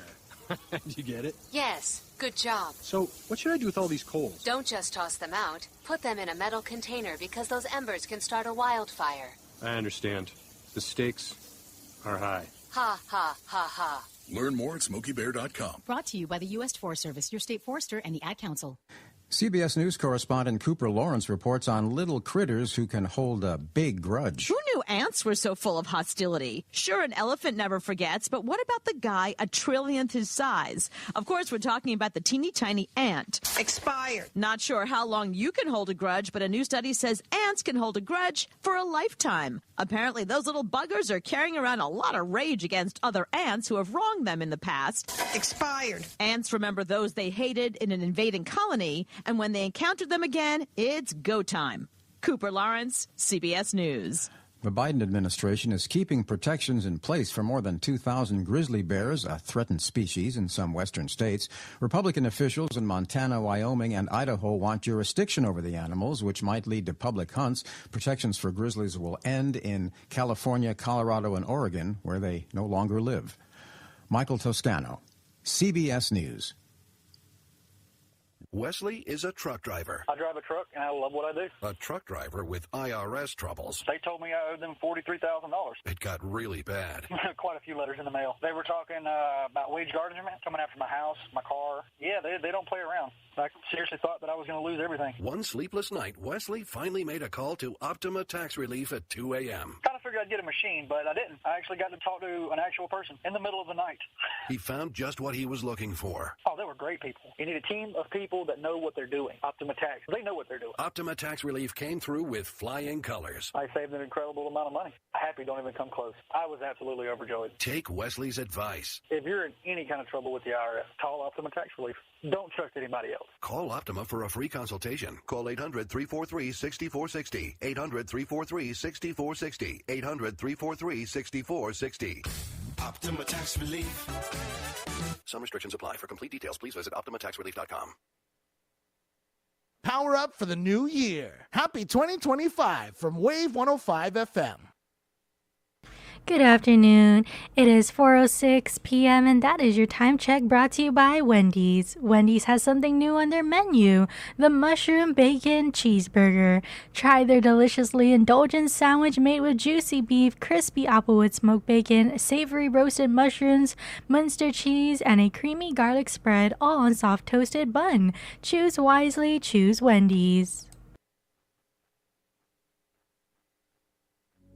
One pill can kill. Fake pills often contain fentanyl. It only takes 2 milligrams of fentanyl, equivalent to a few grains of salt, to be lethal. Fake pills are often sold on social media platforms, making them available to anyone with a smartphone. Talk early and often to youth about the dangers of misusing prescription drugs and the lethal dangers of counterfeit drugs laced with fentanyl. Stay informed, stay safe. One pill can kill. This public service announcement is brought to you by the radio stations of Glimpses Media Group, Wave 105 FM and Power 98. You are tuned into Wave 105.1 FM on the Brightside with Pauly Suba every weekday from 2 p.m. to 6 p.m. You can listen on our website, thewave105.com, or watch us live on YouTube, Wave 105 Guam. If you want to reach us on the line, please call us at 671-922-1051 or 1052. You can also text us on 671-922-1051. The Brightside is brought to you by Chili's Grill and Bar. At Chili's, more life, great food, and memories happen here. GTA, we start with you. Sherwin-Williams is hiring inside and outside sales. Apply in person Monday to Friday, 8 a.m. to 5 p.m. Call 671-646-8050 or email your resume to sw@pri-guam.com. Subway, eat fresh in just a few clicks. Order online at subwaypacific.com for pickup at your convenience or for delivery right at your doorstep. Online ordering at subwaypacific.com is powered by Good to Go, we deliver. At Subway, you gotta refresh to be fresh.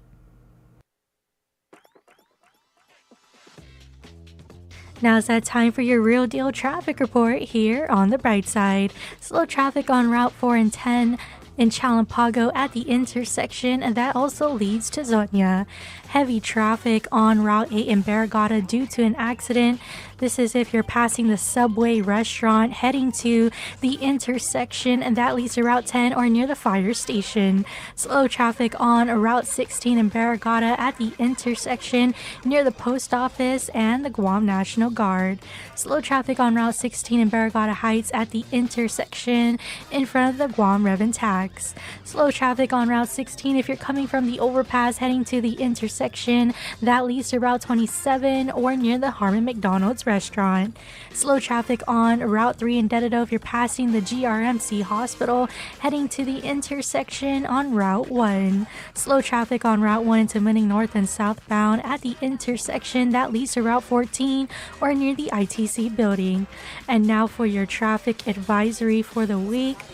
Partial road closure needed to support system improvements. Guam Power Authority advises the public of a partial road closure in Dededo scheduled on Saturday, January 11th, 2025 from 7 a.m. to 7 p.m. Crews will be performing system improvements along Route 1 Marine Corps Drive from the Harmon substation towards LMS.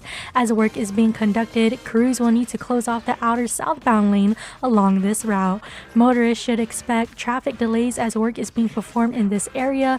Road closures are necessary in order to ensure the safety of line crew and other personnel. And that is your real deal traffic report here on the Brightside. The views and opinions expressed in this show are that of the show hosts, guests, and callers. They do not necessarily reflect the views and opinions of the staff and management of Wave 105 FM, Glimpses Media, or any of our partners. As we strive to provide quality, respectful, and engaging content, we welcome you to participate in the conversation. Thank you for tuning in to Wave 105 FM, the sound of Guam. Enjoy the show.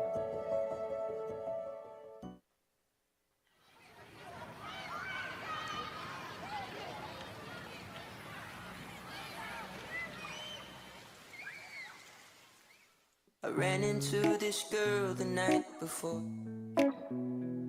She reminded me of a golden shore. She was nothing like your average girl next door. She liked DVDs, tattoos, and Paramore. She'd say Hafa Adai. All right, welcome back. The Brightside right here on Wave 105. Biba Betnes. Okay, so yesterday there was talk about they had the interagency on homelessness and poverty prevention meeting, right? And so the director, I'm still going to call him the director. I'm not really sure how things are working out with the Office of Homelessness Assistance and Poverty Prevention, right? OHAP, right?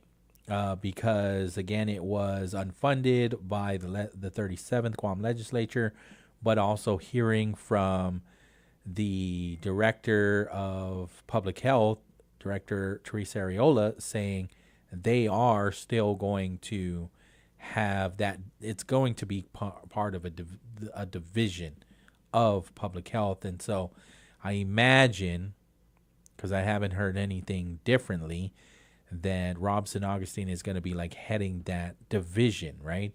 Because both the director, Teresa Areola, was at the meeting, and Director Robson Augustine was there too, and he shared information about the Typhoon Mawar Disaster Relief Center that's ongoing. It's a program, though, that will conclude this year on May of 2025.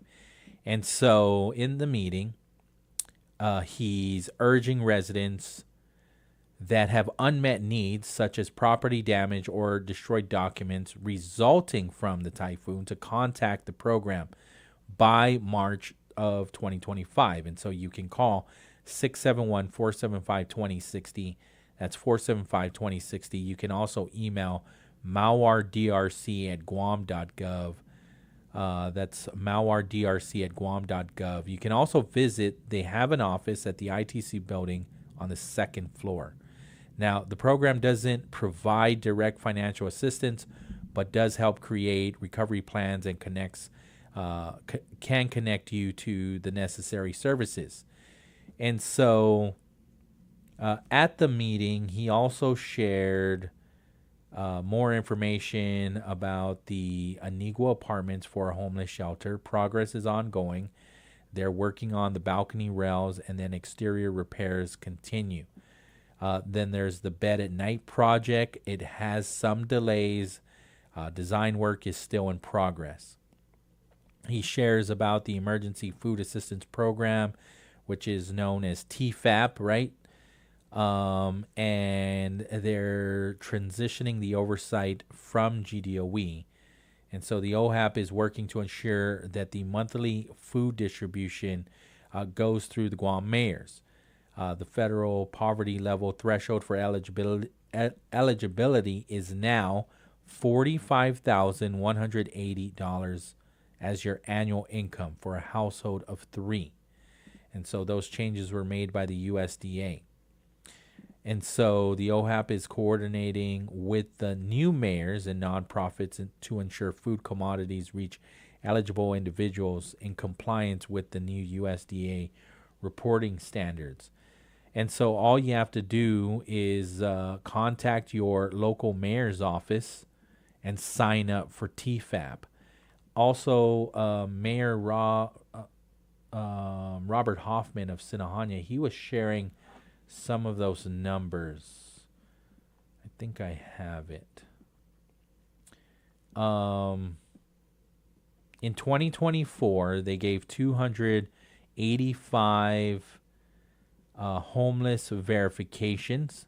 Some of those were families. And year to date, so they've got 19 verifications already for 2025 for homeless. 19 verifications for this year. And what are we, only in 10 days in? He shared about the TFAP. He said, we appreciate the TFAP program. We actually have been hit up about every week by sometimes the same person for TFAP. And so they're asking the community for recycled bags. If you have any, you can bring them over to the Sinahanya Mayor's office. That would help basically put all of the items from the TFAP program into those recycled bags, right? They'll fill them up and then they'll give them out. And he said that the TFAP program is a great program. That's pretty much what he was sharing. Rob Sinagostine with OHAP was sharing that, because he's also the co-chair of Guam Homeless Coalition, right? And so if you go to guamhomelesscoalition.org and you look up the 2025 point in time count, they're going to be doing this on January 31st. So the numbers that you're seeing from the news it's not from the recent point in time count that they did. It's the numbers that you're seeing, and I know the PDN posted.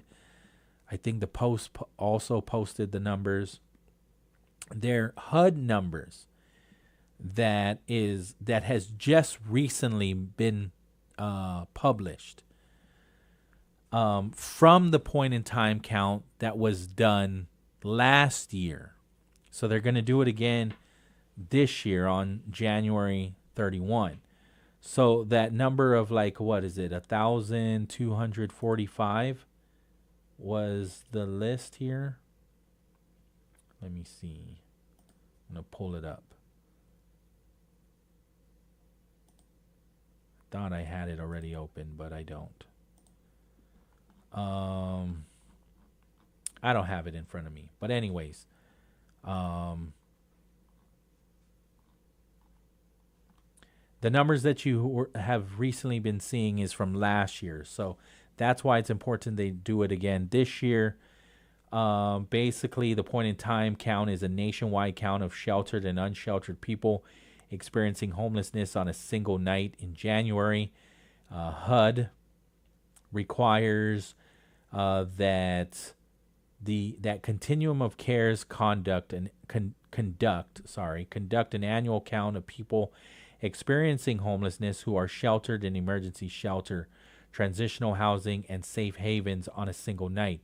The Guam Homeless Coalition is Guam's continuum of care and is responsible for planning, coordinating, and conducting Guam's pit count. During the pit count, volunteers complete surveys with unhoused families and individuals to gather information to gain a better understanding of their situation and challenges. To help shape the programs, GHC provides to prevent and respond homelessness. And so you can find more information. It's like the unofficial deadline, right? I know that Robson Augustine was mentioning that they wanted to extend it, but according to their website, the deadline is today to register as a volunteer. From January 15th through the 17th, there's a mandatory pit count volunteer training for new volunteers over at the Sinahanya Mayor's office. Then on January 22nd, there's the mandatory pit count volunteer training for new volunteers at the First Church of God. This is in Barragata across Wendy's.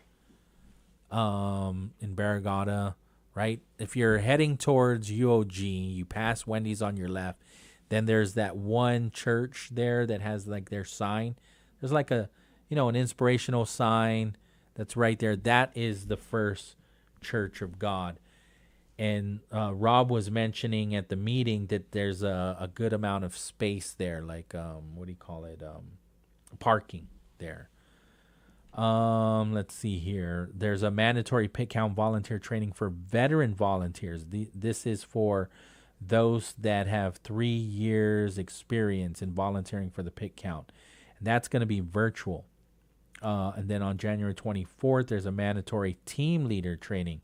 And this is only for team leaders at the Salvation Army over in Tizen. And then January 28th, there's the care bag packing. So if you would like to volunteer, you go to the GuamHomelessCoalition.org. There's still time, even though it says deadline to register. Just do it. Just go ahead and click the button that says register to be a volunteer, and they'll set you up. And you still have time to go to the new volunteers training that is set up from the 15th through the 17th. It's only one day. So I guess what will happen is you'll pick one of those days, either the 15th, the 16th, or the 17th. So the volunteers are required to attend just one day. And there are 3 of those days. And it's all at the Sinahanya Mayor's office. If you miss that one, there will be another training day at the First Church of God. If you would like to donate items for the care bags, so you can drop that off at the second floor of the ITC building, right? You can also I'm just going to leave it at that for now. Donate items for the care bags. You can donate it on the second floor of the ITC building. That's where the OHAP office is. You can donate the canned meat, preferably with the pop top, travel size shampoo and conditioner, and small can openers. If you would like to just help to pack the care bags, you can do that. And that is going to be at the First Church of God. And this is going to be on January 28th. So you can help them pack a little bit of love that will be distributed to unhoused families. The care bags will be packed at the First Church of God on January 28th. And again, that's Rob St. Augustine was mentioning that there's ample parking at the church. And it's, again, if you're on Route 10, sorry, did I say Route 8? Route 10 in Barragata, you pass Wendy's, you're heading to UOG, it's on your right-hand side. It's the church that has the sign that gives like inspirational messages there, and sometimes they give the schedule of like their church schedule. But again, you can get all of that information, and you can register at GuamHomelessCoalition.org. You can also donate to the GuamCoalition.org. The Guam Homeless Coalition as well. And there's a couple buttons right there on their homepage and on a couple other pages, or they've even got right at the top, home, about us, I need help, how you can help, and then you've got the button that says donate as well to the cause. And so when I go to, so they shared a release as well. Of who Guam Homeless Coalition is. And so it states that they're not a government agency, right? They are a nonprofit that was that was set up in 2013 with a mission to empower individuals and families who are homeless or at risk of homelessness to achieve self-sufficiency by providing support through awareness, education, and advocacy. They do not have a standalone office or a dedicated staff. Their members are 26 voting organizations, including 14 nonprofits, 10 government and Guam agencies, 2 individuals with lived experience, and 10 friends of the Guam Homeless Coalition, who volunteer their time to address the diverse needs of the homeless population on the island. Together, they collaborate to organize several community initiatives throughout the year. These coalition-led events are funded solely through community donations. And so they do the annual point in time count held on the last Friday of January. And again, that's the last Friday of this month. They also distribute the care bags for those interviewed in the point in time count, right? And so I shared with you about that. Then in the second quarter, they do the passport to services, where unhoused individuals can access outreach services, eligibility assessments, job programs, physical evaluations, health screenings, vaccinations, haircuts, and more. The one that I've covered over at Paseo, they've done it over by the Festpac huts. I've seen them put it together over at Epau Beach, right?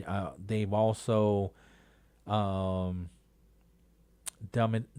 done it at a couple other places too. But the ones most recently, I've seen Epau Beach at the auditorium, and then also over at Paseo. And they partner with the University of Guam's nursing to hold a mini medical mission. And they do that in the third quarter. In the fourth quarter, in observance of the Homeless Awareness Month, they hold the annual Housing and Homelessness Summit.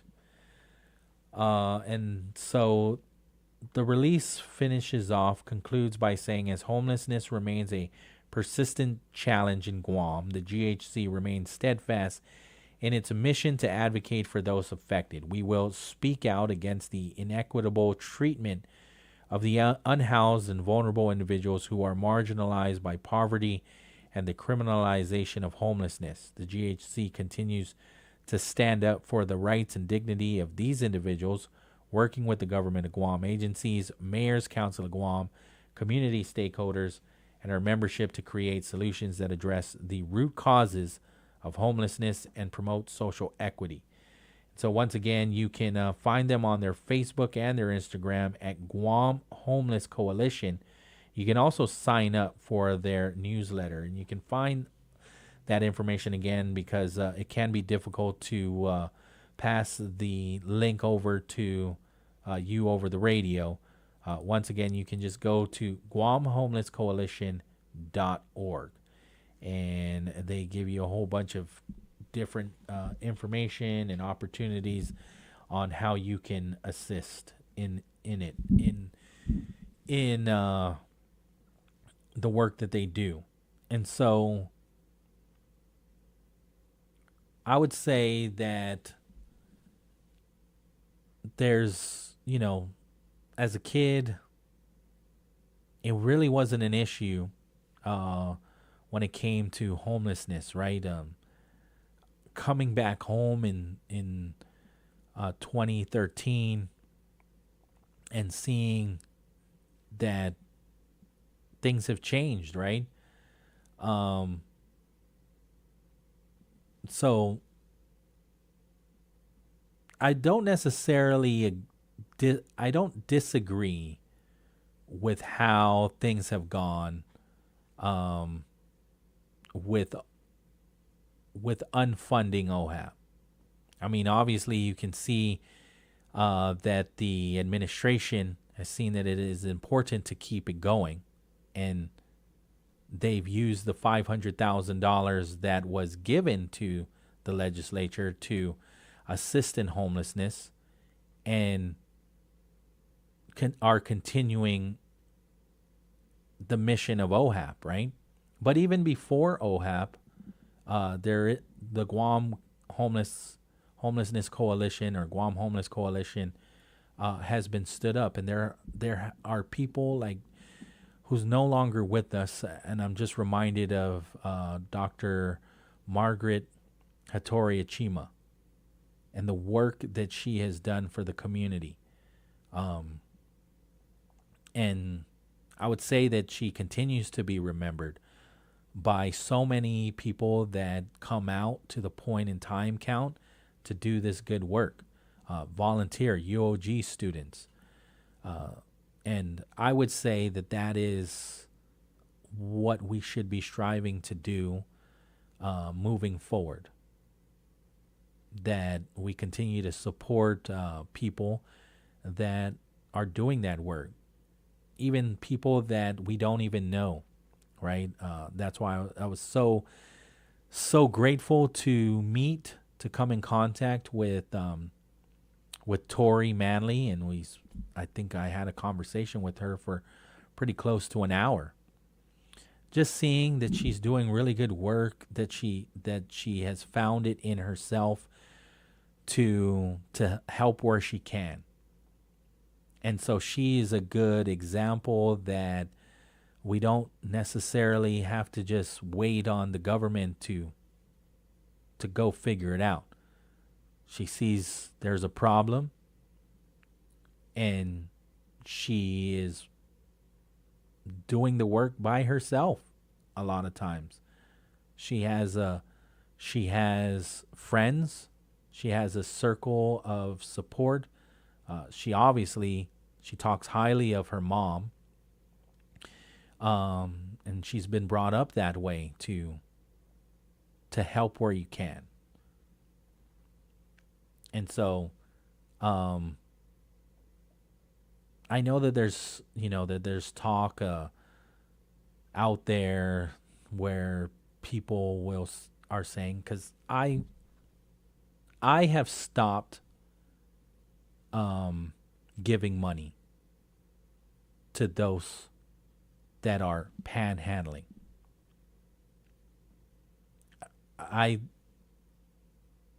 But I recognize that there are people that say, and have called into the show and said, hey, if you got a couple dollars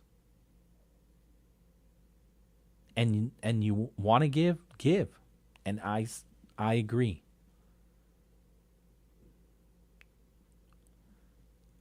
But we have a problem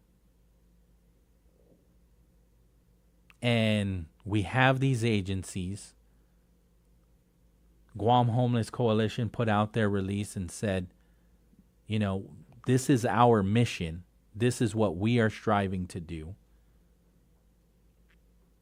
And I hope that they get the support from businesses, from individuals, from other philanthropists that want to also assist and be part of that. So, and I know the AG has come out very strong. The billboard is out there, right, that says no to panhandling. And everybody's got strong opinions about it. So, because that bill didn't pass from Senator Roy Kanata, panhandling is legal today. But they have to wear the reflective jacket, and I haven't seen anybody wearing the reflective jacket. They can be on the median, but they have to have cones. So I haven't seen any cones. And they also have to let the chief of police know that they're going to be out there 24 hours in advance. And then they also have to put a sign like 100 feet from where they're going to be at, letting you know that they are there. And so these things happen too when you want to do like the wave over at the ITC intersection. So in big groups, they do those things. I don't know about the sign that says that you're coming up on people that are on the side of the sidewalk, but they inform. I'm not sure if it's the chief of police or DPW, but they put out they request for the permit to be there. Also over at Chief Kapua, and if they don't, then they're just not enforcing it. But they're supposed to do that. You're supposed to do that. Now, what might seem unfair is, well, if the person is homeless,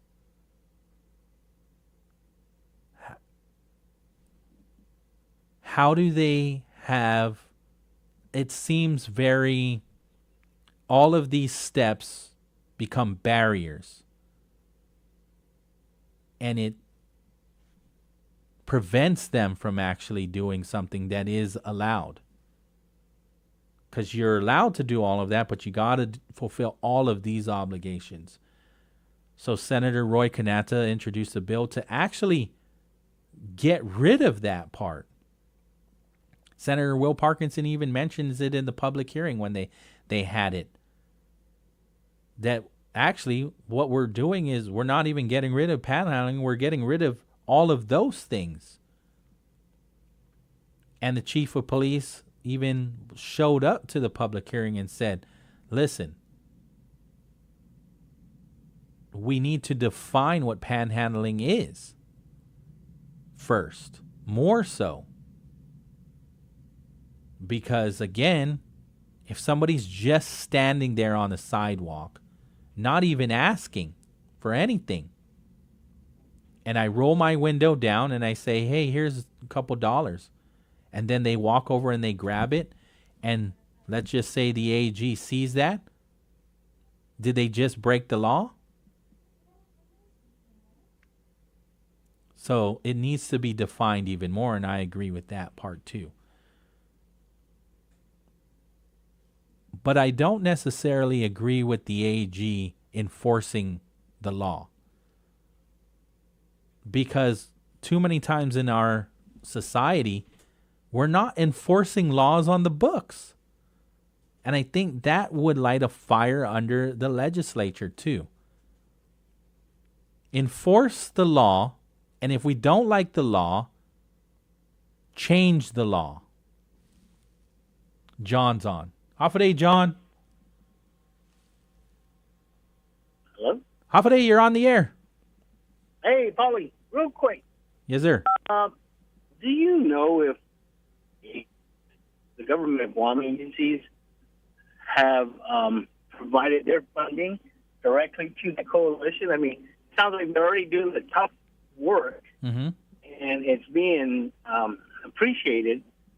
Why not just direct their funds from Guam to find, federal grants and whatnot, and just give it all to that coalition to run in if they got a pretty good handle? Because honestly, I don't know what Guam is doing to facilitate those areas that we're having problems with. You know what I mean? Mm-hmm. I mean, you have somebody that's actually in it, deep volunteering, and that's their passion. Yeah.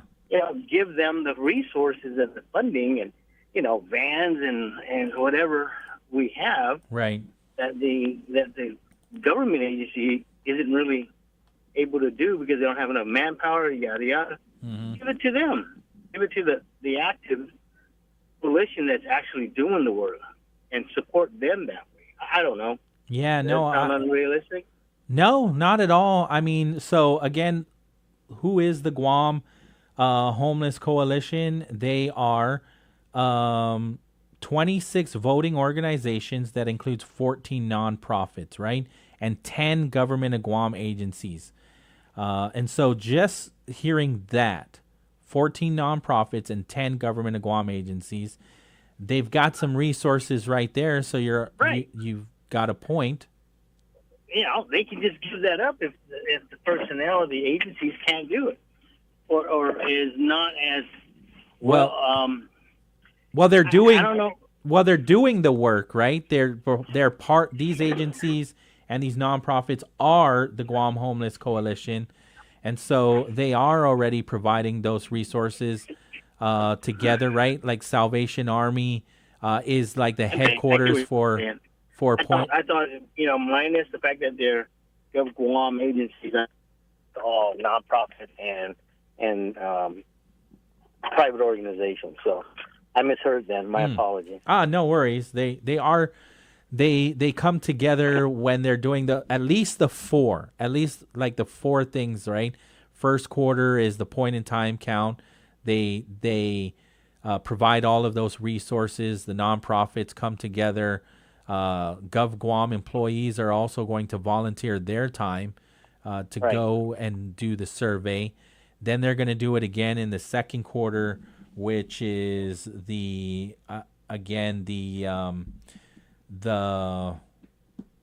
when they do the wraparound services, the passport to services. A lot of times that's also Guam Behavioral Health. That's also public health being there. Then the nonprofits like the Todu Foundation is there. Guam Catholic Social Services is there.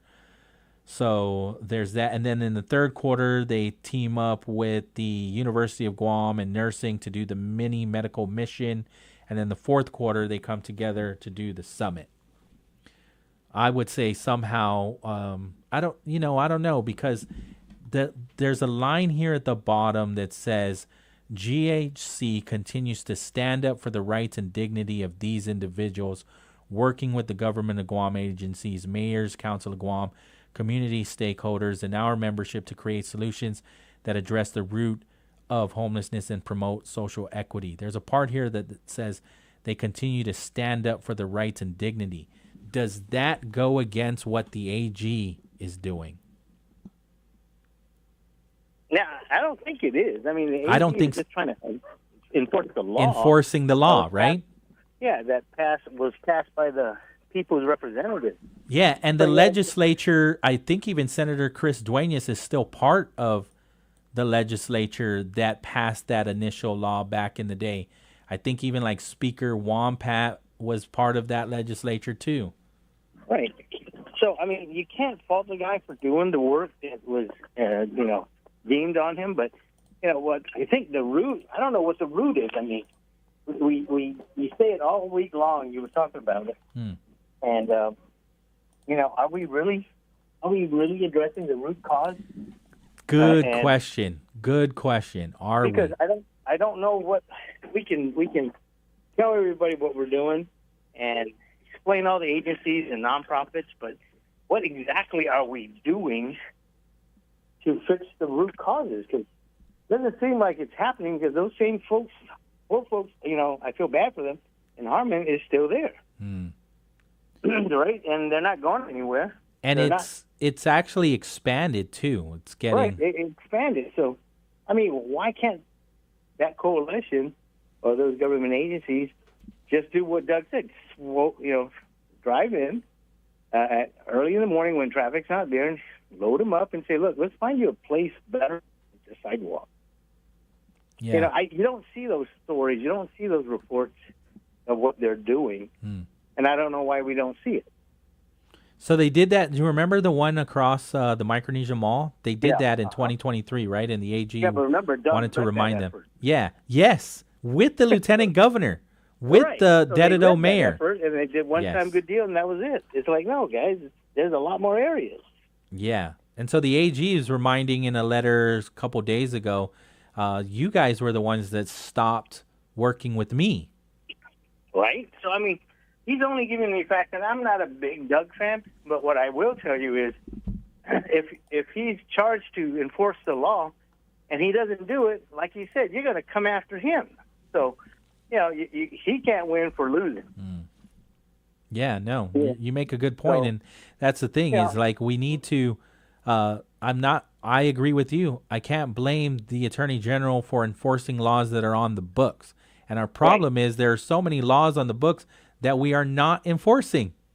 Well, I tell you what, I challenge this new 38th Guam legislature to clean up all the old laws that are just not relevant in this next 2 years to show their worth, right? I mean, like you said, there's a lot of laws.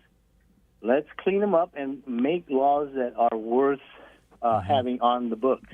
Yeah. Because it doesn't make sense to keep bashing at each other. Like you said, the root cause is somewhere out there, but we haven't figured that out yet. Yeah. But hey, thanks. Paul. Thanks. I appreciate it, John. Thank you. Christina B is saying panhandling is legal. Yes, it still is. It still is legal. Let's take the break, and then I had it. I was saving it for a while, and then I just kind of moved on for a whole another what do we call it? Another crisis. On to the next crisis. But I'll pull up the actual law, and I'll share it with you here on Wave 105.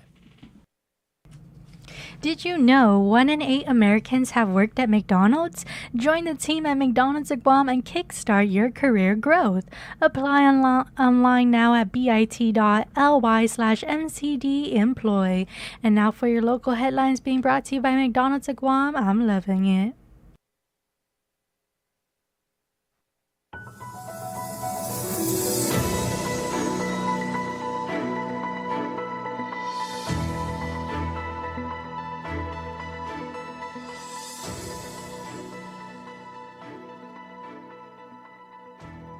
Buenas and Hafa Adai, here's the latest from the Marianas Business Journal.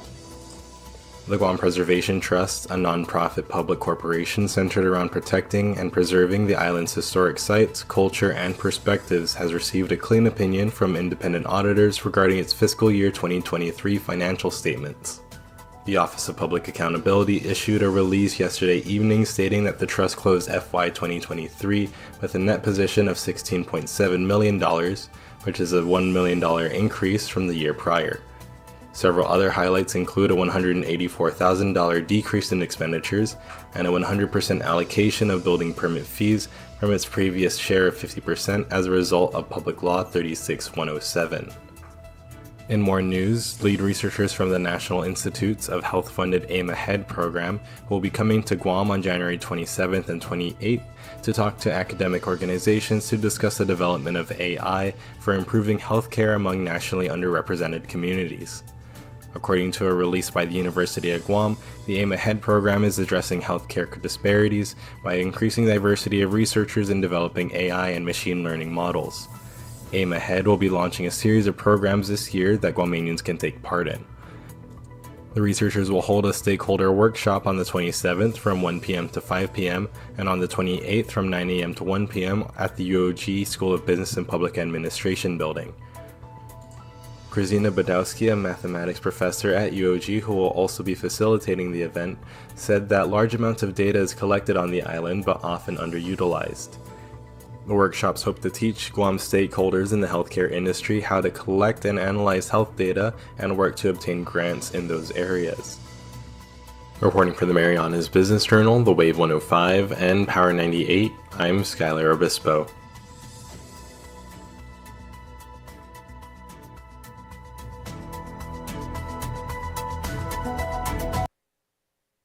The TSA has released its annual list of its best catches, items it confiscated from travelers in 2024. Agents found a gun in a stroller at Houston's Hobby Airport, 2 live snakes in a man's pants at Miami International, methamphetamine hidden in crutches at the airport in Portsmouth, New Hampshire, an e-cigarette inside a toothpaste tube at Chicago's Midway Airport, a gun in a boot stuffed inside a Lego box at Newark Liberty, and a bag of marijuana stuffed in a jar of peanut butter at Asheville Regional Airport in North Carolina. The TSA didn't say how many guns it found in 2024, but in 2023, it snagged a record 6,700 firearms. Michael Wallace, CBS News. Monday's wild card game between the Los Angeles Rams and Minnesota Vikings is being moved from fire-plagued Los Angeles to Glendale, Arizona. The game remains scheduled for Monday at 5 p.m. Pacific Time, with tickets going on sale this morning Pacific Time. Michael Toscano, CBS News. Diabetes, high blood pressure, anxiety meds, everyone's on them. If you're a 50-year-old male, maybe a bit porky, and you may even have type 2 diabetes, $1 million of term insurance may only cost you about $200 a month. Call Term Provider. Speak with Big Lou at 800-230-2777. Big Lou will find a term life policy for you even if you have type 2 diabetes, are overweight, or have high blood pressure. Term Provider has helped thousands of people like you who think they can't afford term life insurance. To buy $1 million of affordable term life for you, all you need to do is call Big Lou at 800-230-2777. Lou will make sure the scales are tipped in your favor. Call 800-230-2777. Big Lou will answer your call and work to fit you into a term life policy that you can afford. Remember, Big Lou's like you. He's on meds too. Call 800-230-2777, 800-230-2777, or biglou.com.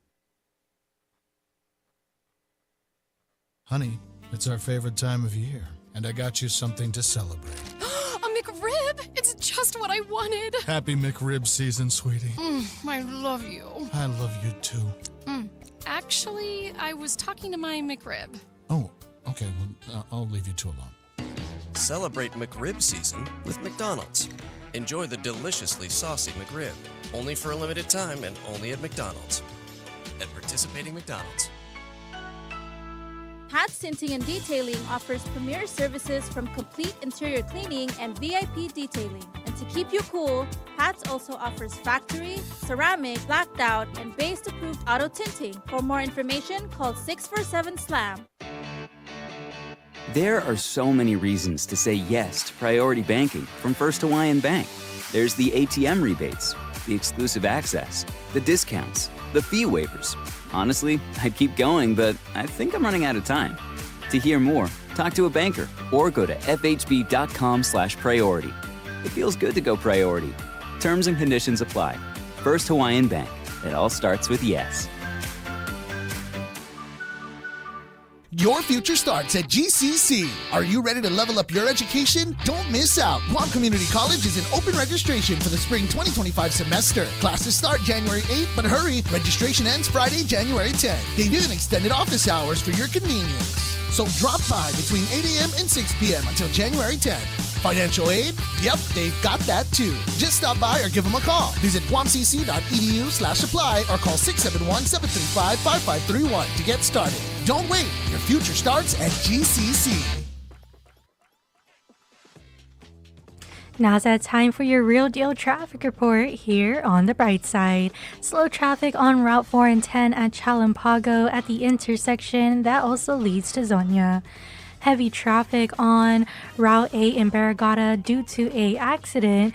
This is if you're passing the Subway restaurant heading to the intersection near the fire station. Slow traffic on Route 16 in Barragata at the intersection near the post office and the Guam National Guard.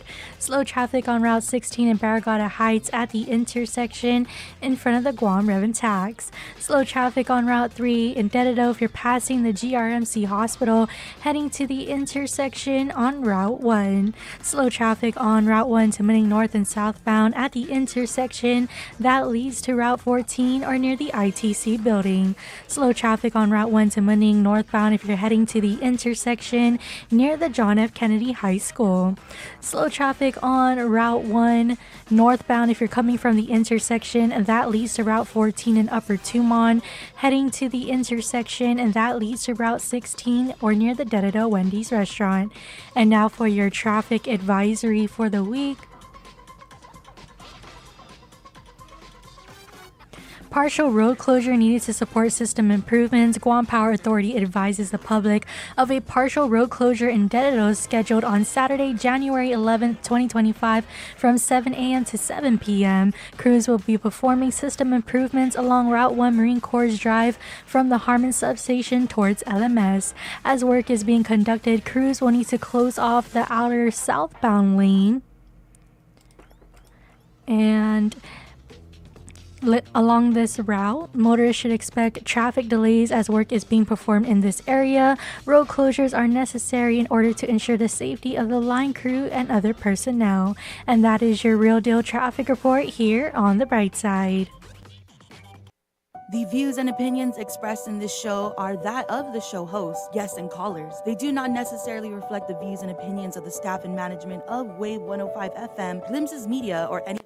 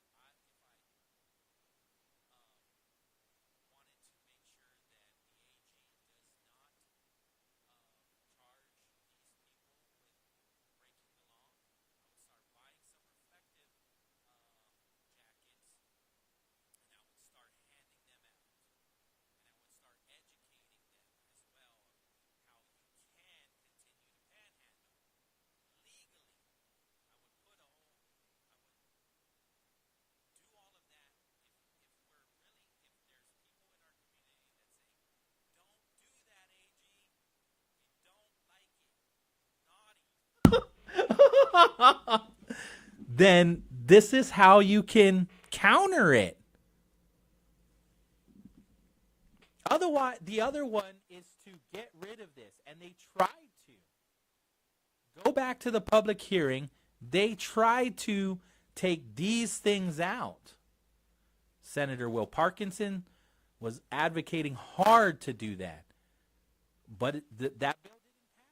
Senator Roy Knatz's bill didn't pass. So these things are still on the books.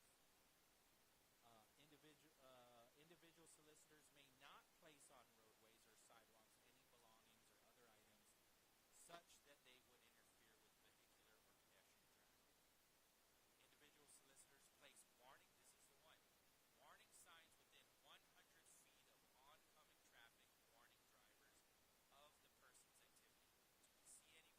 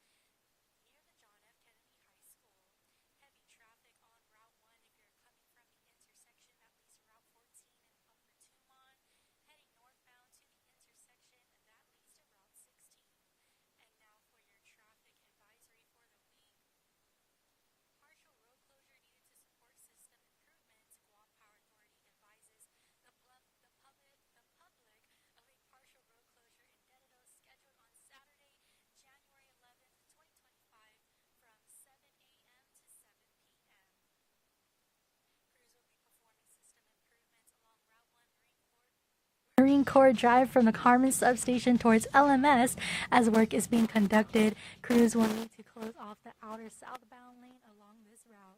Motorists should expect traffic delays as work is being performed in this area. Road closures are necessary in order to ensure the safety of the line crew and other personnel. And that is your Real Deal traffic report here on the Bright Side.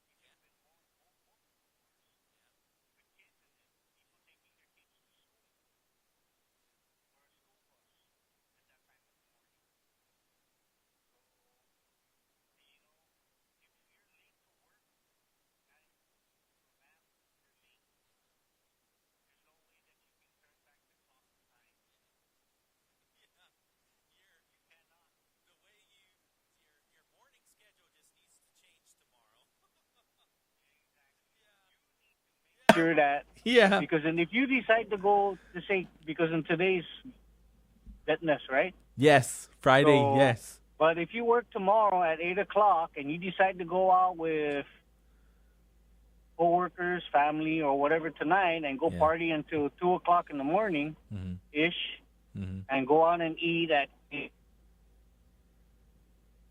24 hours, then you go home and you get to bed around 3-4 o'clock in the morning, and then your alarm goes off and you jump out of bed or you put it on snooze. Because then I've done it. I put it on snooze. And then when you finally get up and look, oh, my God, I got 10 minutes to get to work. Oh, well. You know? So if you're late, you're late. Just call and say, hey, I'm late. But then if you lose your job because you're late, who do you got to blame? Yeah. You can't blame anybody else but yourself. And people need to understand that. Yeah. You know, that's the rationale of being responsible adult is that if you're late because, this is your third strike, you're going to lose your job, then whose fault is that? Why should other people pay for your inconsiderate action of not caring about other people's lives, but you only care about your job? Yeah. It's not anybody else's fault on the roadway for you not, being responsible. I agree with you 100%. And unfortunately, we have a number of people that are continuing to speed on our roadways. And for me, I think life has slowed me down because I have no real reason. Maybe I'm going a few miles over, but I'm not hitting 50 anymore. Yeah, for us, and then again, we have to think too also, you might have your kids in the vehicle too. Yeah. And you get into an accident going fast and all that can be construed into child endangerment. Yes. Depending on the officer. Yes. Because then you endangered your child going at a reckless speed. So think about it. If the school gate opens at 7 a.m. and there's no bus service or whatever like that, and you leave the house at 7:05 or 7:10 or whatever the case may be because one of your kids didn't get ready on time or they have a stomach issue, things do happen. But that still doesn't give you the right to drive like a maniac to go and drop them off at school. Yeah. Christina B. says, I think we speed. Get to your appointment. Oh, she got rid of it. Never mind. Somebody put something. Some people speed because they don't see enough police officers out there, and so maybe more police. I don't necessarily agree with it, but I get what she's talking about. We need to see more police officers out there. Police there to keep is that honest people honest. Person who texted in or messaged in is themselves. It's themselves. They should police. I get it. I think what her statement is, and I kind of agree with it, is keeping honest people honest.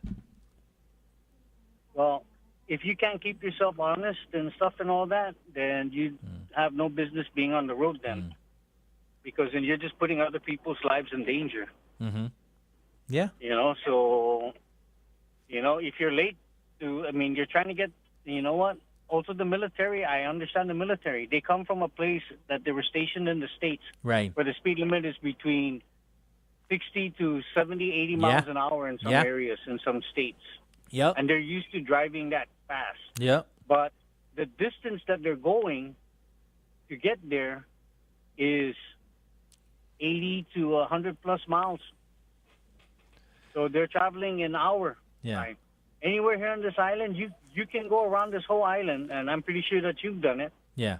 Without any stops or anything like that. And if you follow the speed limit, you can go from Anderson all the way around the island, all the way you started. You can do it in under an hour and a half. And that's taking all the major highways. There's no stopping for, well, you probably could take a pit stop here and there, but, no longer than 5 minutes. But you're still finishing about that amount of time. Yeah. I hear you. Somebody else wants to come in, and I Sure, guess no problem. you started a conversation because somebody else wants to get in here too now. Thanks, Ern. Happy New Thank Year. you. Okay. You Adios. too. Have a good day. Joe's on the line. Hafa Adai, Joe. Hey, Pauly, Hafa Adai. So, that gentleman is 100% correct. I travel from Dededo to the southern park every single day and every single night, to and from. Mm-hmm. And, I said this a couple years back on another radio station, and I hope that Navy Admiral that sits up there at Joint Region Marianas and that Navy Captain that sits at Naval Base Guam and that General that sits up at Anderson Air Force Base is listening somewhere, or maybe their aides or their staff. But I challenge them to come out one day on Marine Corps Drive, either from north side going to Anderson or south side going to Big Navy, to see how many people in uniform are flying down in uniform. Because, they're very good in policing up their own on the bases. And I can say this because I'm a retiree. Mm-hmm. So no one can ever say, well, this guy don't like the military. I'm retired from the military. Right. So, and I see it every single day. I've got my kids in the car, dropping them to school. And whether I take, Tumon or Marine Corps Drive just to get them to school in Tamuning, you see it. And, the sad part about it is that uniform. That uniform should have a little bit more respect in following the rules. I've seen it where they use the middle lane, the yellow middle turning lane, as a third lane.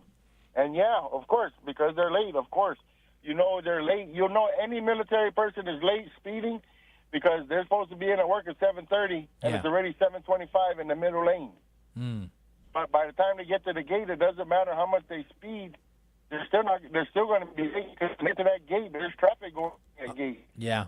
How many times I follow people, not speeding, just get the color or the make of the vehicle and just follow them to the gate. Mm-hmm. Follow them in the base because they don't know that dumb Chamorro guy behind them's got an ID card too. Follow them on that base, and then I get over there and boy, I rip them a new a-hole and tell them, hey, you are embarrassing that uniform you're wearing. And you know what really sucks, Pauly? When you see the guy that's entering the base getting a salute, you already know that's an officer.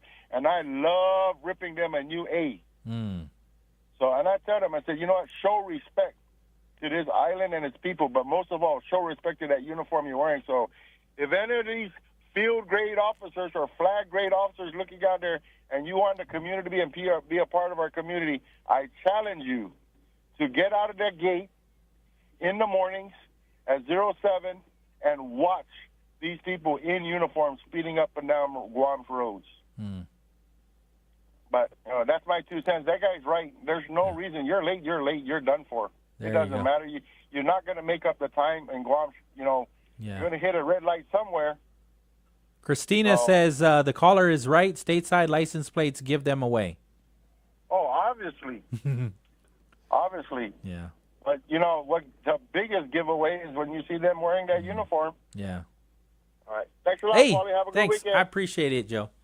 All right. Take care. The ones that kind of get me is I'm not part of the Reddit group, but every now and then I guess they think that that's where they're safe. That's like a safe space to be like, Guam's terrible. I can't wait to get off this rock. And their anonymous username is And then all of a sudden they're exposed. Like 6, 7. The people will find this is this person. This is the person that did that. Mhm. All of that, and then it's just it's terrible. I mean, I'm gonna say that we're not perfect. I get it, but when you're a visitor, you should respect the law, whether it's Japan, Korea, Guam. You need to respect the law, respect the people, because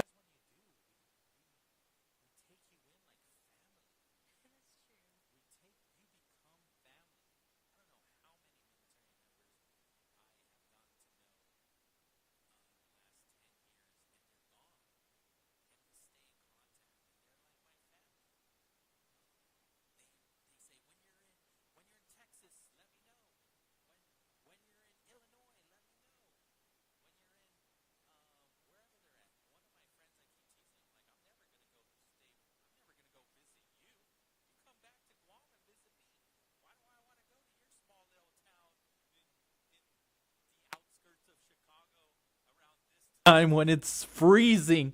You come back to paradise and like, okay, yeah, you're right, you right.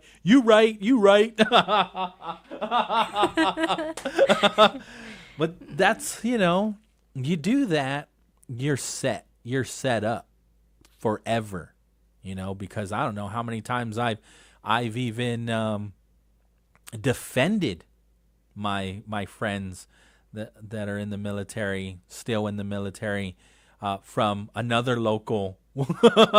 Be like, hey, no, that's my brother. So, it's one of those things. But I totally agree with Joe. I agree with Ern as well. I don't know. I feel like I agree with Ern on so many levels. For me, I just become a very boring person in the last 3 or 4 years. I have no reason to be anywhere. So I take my sweet time. My kids even tease me. They're like, who's driving? Mom or you or mom? Because if it's mom, no. I mean, if it's dad, no. We don't want to go with you. So there's that. 5:33 in the afternoon. We're going to take the break. On the other side, we're going to be hanging out with the OG himself, Mr. Rand Kaufman, right here on Wave 105. The TSA has released its annual list of its best catches, items it confiscated from travelers in 2024. Agents found a gun in a stroller at Houston's Hobby Airport, 2 live snakes in a man's pants at Miami International. Methamphetamine hidden in crutches at the airport in Portsmouth, New Hampshire. An e-cigarette inside a toothpaste tube at Chicago's Midway Airport. A gun in a boot stuffed inside a Lego box at Newark Liberty. And a bag of marijuana stuffed in a jar of peanut butter at Asheville Regional Airport in North Carolina. The TSA didn't say how many guns it found in 2024, but in 2023, it snagged a record 6,700 firearms. Michael Wallace, CBS News. Monday's wildcard game between the Los Angeles Rams and Minnesota Vikings is being moved from fire-plagued Los Angeles to Glendale, Arizona. The game remains scheduled for Monday at 5 p.m. Pacific Time,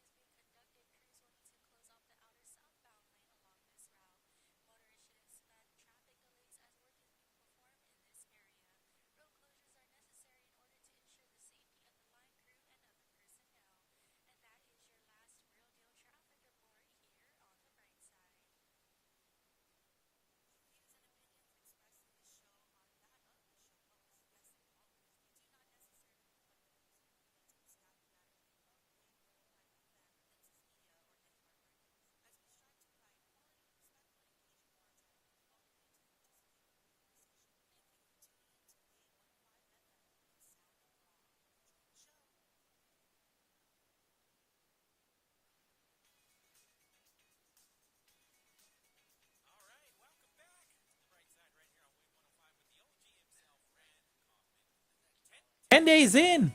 Yeah, 10 days Yeah? in. Yeah. Should we be worried? No.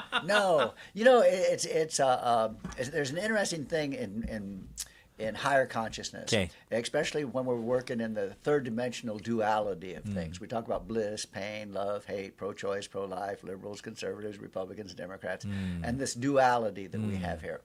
So when you're in a sense of bliss, when you're having, really good feelings, family, everything's united, everything seems to be working well, when that balance emerges, when that pain emerges from as the when the shoe drops? When the shoe drops, absolutely. So you say to that shoe, I love you, because now I paid for that bliss. Now, and it's not so bad, as opposed to getting stressed or thought or thinking, having that thought, because that's, or without it, without the guads, just kind of have it move away. But nobody escapes it. That's the thing about it in our realities and what goes through. And so we don't have anything less to do but to be thankful for that pain, because it balances out the bliss that we're living in. It can be like easier said than done, right? Because I've heard the phrase also, when it rains, it pours. Absolutely. But in that aspect, the only reason it would be pouring as opposed to sprinkling is because of the amount of bliss you just experienced. Let's say you're just coming home from the honeymoon. Okay. And you're going home to L.A. Oh, no. Yeah. Oh, no. You see what I mean? Yeah. Okay, so what was that blissful experience that you have such a loving relationship with your new wife, and you just had this, now you're going home to what? And so in that realm, it's all engineered by nature, no doubt, right? That we're going to experience this because it's a natural Mother Nature event when you have this. Sure. So as a sprinkle to a rain when it pours, kind of a thing. It's all those are just relative to what degree of bliss you're experiencing. But as opposed to, you think about the guy who's sitting in a cave, in the Himalayas, and he's got some guy he paid 10 years ago to put some food every couple of days through the crack in the wall or something, that he is not experiencing anything. So they go into another consciousness. They're living in their dream states, these guys. And it's interesting, oftentimes it's a 7-year span that these guys go into these caves for that amount of time to wake up to this other consciousness and these other dimensions by not having any variables around them. That's like an intense fasting. It's like an intense fasting. Yeah. It's also the guys who do the sitars. Because it's not just not eating, right? It's not having. Yeah, it's not. There's no variables. Wow. You've got, you've heard of sensory deprivation tanks. Yes. Okay, so a sensory deprivation tank is just that. All your senses are deprived of being used for anything. So you're in this state, so all of a sudden you enter into an altered state. And that altered state is where you're dealing with, your aspects of, like the getting pushed into the astral, by the Ancient One, the Doctor Strange movies. Sure. So into these realms and have this, but once you are aware of why these things are, and you see maybe the individuals who are kind of causing them or whatever, you just love them. Because it's not anything compared to what it could be, right, into that realm. And so, that's the cosmic giggle kind of a thing. Because once you understand it, it doesn't affect you. You don't go bonkers, you don't get all stressed. It's not something, and if that thought comes into your mind, then you just do your mantra, you do your guaja, love, and you don't block it. The thought, you don't, spend any time with it. You just let it flow on through. Bye, and then you just go on with what you normally do. And it's a relief. It really is. Because, in your end of your day, if you're going to sleep thinking about, something that's not nice, what good are you, especially if you're living a blissful life, as we can be as married men to women who love us and in that kind of a situation. So it's very uplifting. No, yeah, absolutely. I mean, it's biblical too, right? When I think of, when it rains, it pours, it can be flooding. Noah's Ark, what do they see? A rainbow. than a dove with a with an olive with an branch. olive branch, Yeah. meaning okay, this is peace, and and now we're going to find the place where the dove came from with the olive branch. Yeah, no, it's interesting. You know, when we foresee, or it's not like you're expecting it. You know, and to the point, it's more like you're living it. You know, it's not like you know, you're going to go through, oh, I wonder when it's going to happen, or I wonder how it's going to happen, or whatever. You don't go into that realm. You just experience it when it happens, and then you go, oh, okay, this is pretty easy comparatively what it could be, you know, and then here you are in that balance. And so where we are in America, you know, with the opposites again, you know, interesting. What it really entertains myself in that aspect is Jimmy Carter dying. Today, his funeral is today. Right. So Jimmy Carter, a nuclear scientist, right, being who he was. I didn't know I thought he's a peanut farmer. Oh, that too. Okay. Yeah, that too. I didn't know the nuclear scientist part. The guy was a brilliant. I mean, one of the, of course, when you really look at what it is that he was able to do, one of the best presidents that we ever had. In that realm of the humanitarian president. Oh, sure. Right? A lot of the work he did after he's president. Right, building all those houses. Yeah. No, nonstop, you know, into that. And Rosalind, of course, next to him, doing that. But there's an interesting thing. One of the balances for him, which was interesting, was he was in a pond, I guess probably in Georgia somewhere, you know, maybe near his house. But there was a rabid rabbit that attacked his rowboat. Okay. It came to his rowboat, and he got out with an oar. He's standing, he's banging this rabbit that's coming for him. You know, I mean, if there ever was crazy stories, these ghosts, and you can see all these people who, whatever they're going through, and how it is, even in the blissful state of our future President Trump, you know, what he goes through. And here he is faced, I guess tomorrow he's going to be sentenced as a felon. Yeah. And then, so do we have a felon as a president? He has felonies already, but we're gonna find out what his sentencing is gonna be, right? Yeah. Well, that solidifies the felon charge. Yeah. That he is in fact a felon. So there's no such thing as a president of the United States who's a felon. So this is an interesting thing. What's going to happen within this realm? But his bliss, you see, and how he's lived his life, and how that balance is in his face, or like, you know. Sure, I mean, it might be the Gulf of America pretty soon. But into the aspect of what he goes through. Yeah. You know, and facing courts and doing the things that he does. Or look at Rudy being this great mayor, the king mayor of New York. You know, 9/11, the hero of the whole ball game, and now this guy who's got to give up his rings that he has from all the Super Bowls or whatever, right? You know, however he bought those, no doubt. But all of these things, you can see it in everybody's life. Like we talked about the 27 Club. Yeah. You know, for us, all these rock stars. Yeah. Just think of how blissful their lives were, you know, up until that moment of 27, that it's over, we're taking you now because your bliss is balanced, you got to pay for it. And it just goes on, and it's so much in our face. Eric Clapton, this baby boy, falls out of the window. Right. You know, it's just what it is. And you can, that song "Tears of Heaven" just I can't help but think about that tragedy. Yeah. Oh yeah. No, it's just you know, it's something that once we really realize, you cannot avoid seeing it as reality in the aspect of the duality. You know, we talked about Christ. The guy goes out with his buddies. They go from village to village to village. They help as many people, do as many miracles as possible. So, of course, he has to have pain. He has to go out as a crucified, you know, to balance that out. And so it's good, bad, and then, of course, the guy next to him is a thief. He's a bad guy, so he goes to heaven. So bad, good. So our heaven is DOC, you know, where they can get sober. Now, I got one for you. Yes. See what you think about this. Okay. I don't know if we ever brought this up before. But working with ICE, working with people who do ICE, right? Okay. We've worked with poster people. I mean poster. They got everything. They're intelligent. They got a job. They're doing everything what they're supposed to do, but they're recovering addicts. They dip back into ICE, and they're 180s. They're robbing, they're stealing, they're taking anything. They remember where anything is, and they're just back on the rampage. that quick.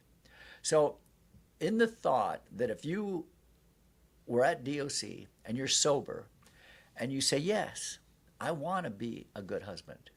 Yes, I want to be a father to my children. Yes, I have $1,000. Wow, could I even spend time with my $1,000? So in that aspect, yes, I will sign this paper, that I will take this injection because I want to have a life free of ice as I'm sober. They get the injection, they taste ice, they go in convulsions for 6 hours, flat out, can't move, shakes, epileptic, the whole worst of it worst. You see what I'm saying? And then they come out of it. And when they come out of it, they go, okay, I'm sober. You know, I'll stay away from it. That's my reminder of how horrendous this is to my community and to what's going on. Right. Because I don't see anything else working too much. Not with this epidemic. I mean, you know, as opposed to like, everybody that comes in. Because there's an exception, not the example, right? So when you do see some of these success stories, they're the exception, right? Oh, absolutely. No, absolutely. Not everybody's going to recover like them. Well, the recovery, see, there's a reason why people, what it is, the addiction is I want to feel good. Yeah. Whatever it is, like they were talking about, what's the entry drug? A cigarette. Can be, right? Coke, even nicotine. soda. Well, yeah, nicotine, or your sugar fix, the sugar blues, kind of a thing. So you look at it and then you think about what's the result, and of course the big one is alcohol. I mean, alcohol is the big one. That's the one where everybody's busting everybody over the head with a bottle and pulling out machetes and doing the wild Indian dance. Yeah. The firewater. Okay, I mean that's the name that we with the American Indians. I mean that was crazy. How all this is emerged. So, but you look at that. What is it? It's to feel good, and the best feeling is, and you and I know this, is when we're with our families. Mm-hmm. When we're with our families, and we have a moment, and we, you get a hug from Dad, or we have, our thoughts, and your have that close feeling, right? And so that in itself is so worthy. But to wake up to that, to realize how important that is, right, as opposed to using the drug, ice, because that's, we look at it where, everybody that walks through that up there at the airport, strip search them, Sure. and orifices, it's to that degree. If we're going to go through every container, and then who's your manufacturer? You got some guy up there in Dedio that's got an apartment that's making it. Yeah. Right. What how does that? Yeah. How does that work? What do you think? You can't do that. And the guys gathering things, the chemicals from throughout Asia, and just getting those one at a time.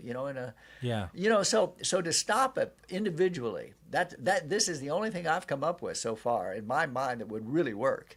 Because you go into convulsions for 6 hours, or whatever high you thought you were going to get, or whatever was going on, would be over by then because of your pretty much completely disgruntled body that says, no, I don't think I want to go through that again. Right. The body's talking to your head, and so consequently, whatever high you thought you were going to get. Right. I know, people who I knew previously who did heroin, as soon as they did heroin, they'd throw up. And that was a little, when they tell me that, well, I don't, why the heck are you doing that, for goodness sakes? What kind of feeling do you get? There's a balance. You're going to throw up, and then you're going to be high or be numb. Your brain is still the same, but your body's numb. It's an opioid, right?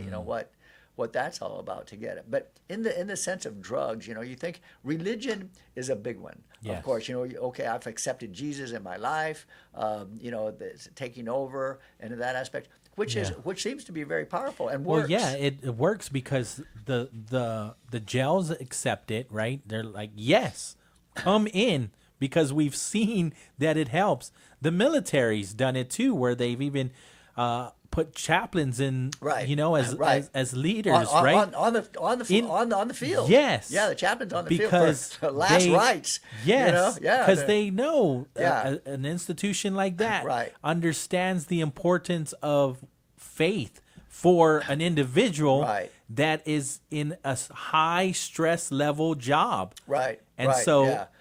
Do you know the difference between hope and faith? Did I ever tell you that? No. Okay. A village goes out into the field, and they're all praying for rain. That's hope. Okay. The kid standing there with an umbrella, that's faith. That's faith. That's beautiful. Yeah.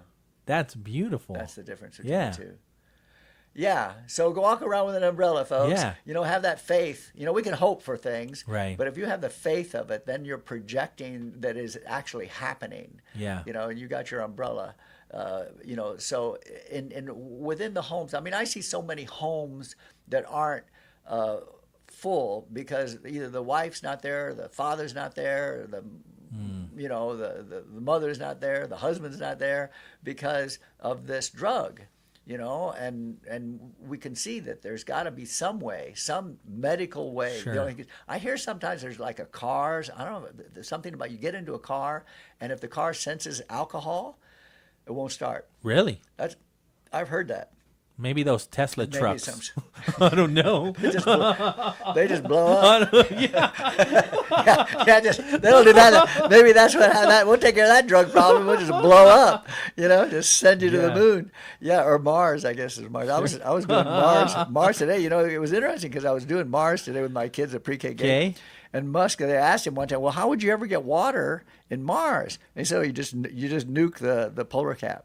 Because it has a polar cap. Okay. You know, so that was his answer. If you want to get Mars on, get some water flowing, you know, you just nuke the polar cap and then let it heat up and then it melts. And, you know, I don't know. But anyway, you know, so it's crazy, right? Yeah. You know, when you see these things and the things that go on in our lives. Sure. And there's a But thing. everybody's got a role to play, right? A role? A role, right? Do you agree with that? Like, you know, we're talking about ICE and whatnot, right? And you got all of these nonprofits and NGOs and churches, and, right? You know, coming and Everybody helping the individual, community. right? No, absolutely. And then on the other side of that, you still need the police. You still need an attorney general, right? That enforces the laws, right? No, absolutely. And the laws put together again by the by the legislature. And so we can't villainize those people that are enforcing these laws, right? No, of course not. But what I'm saying is the perpetrator, the guy who's robbing you, or the guy who's stealing from your house, or the guy who's carjacking you, or doing whatever they're doing to get a little bit of finances so they can in fact get their drug of choice. Sure. And that's their only option. You know, I mean, we know lawyers, people who use ICE. We know professional real estate people who use ICE. You look at amphetamines.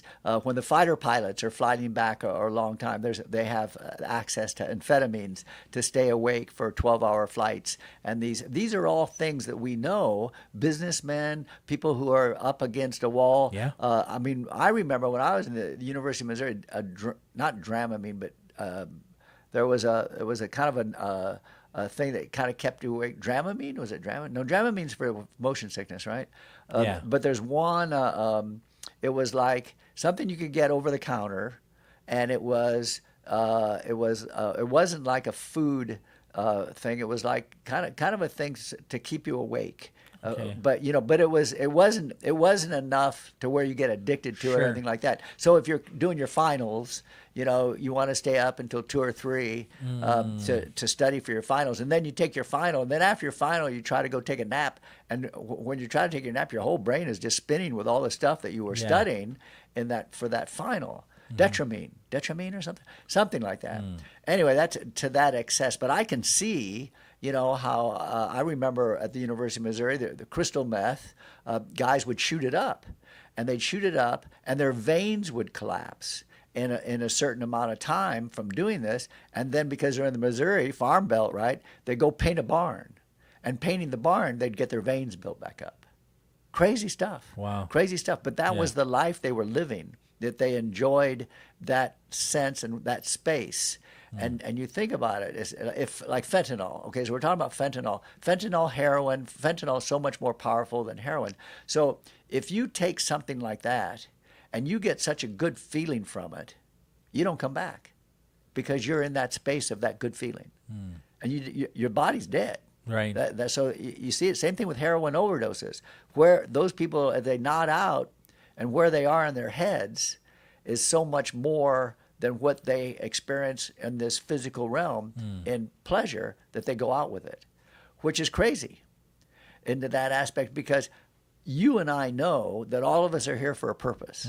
You and I know that we have a job to do. And that job is to have as many experiences as possible and go all the way up to your last breath. Right.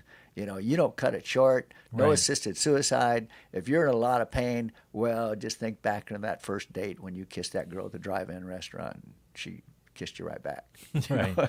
I mean, how much do you think you don't have to pay for that? Yeah. You know, so in that realm, you have to really have the faith that what we're all doing here is the right thing. You know, and when we hear in the balance of where we are now in our presidentials, that's just what it is. And it's natural. It's okay because we're going to have that, because that's just the way it works. You're going to have the opposite of what it is, and you're going to meet people who think exactly the opposite of you. And the only thing you can do in having that opportunity for unconditional love is to say what to them, Pauly?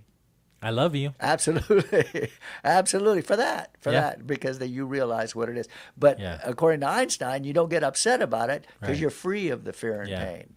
You've risen above it because you're in higher consciousness, living that life. So that's what we all have to do. It's really simple. Just listen to The Edge of Heaven from 6 o'clock to 8 o'clock. That's what we're going to do. Say the same thing over and over again, exactly right? what we're going to do. Yeah, here we go. Yeah. Thank you so much. It's been like a whole month since I haven't seen you, right? You've been working that early morning. How's that? That's a trip. You know, I tell you. It's good. I tell you. But it's good to be back here. Tom Fisher, his 4 hours. It's great. Well, you know what he said? He said, wow. Exhausting. That's a job. That's a job. He did a great job. They all did. Absolutely. Yeah. He's like, that was exhausting. Yeah, and then you're 4 to 6 for a while, but you're not doing the news in the morning now. So that kind of frees you up from that, and you have the experience. And it's a flow. Yeah, it's a flow. I know I did Travis Kaufman. I just brought in all the Crosby, Stills, Nash and Young, that big album, all those albums, and I said, okay, let's just keep playing songs and we'll talk about them, right? You know? If anybody's got to say anything, there you go. It's still such a blessing to be part of it.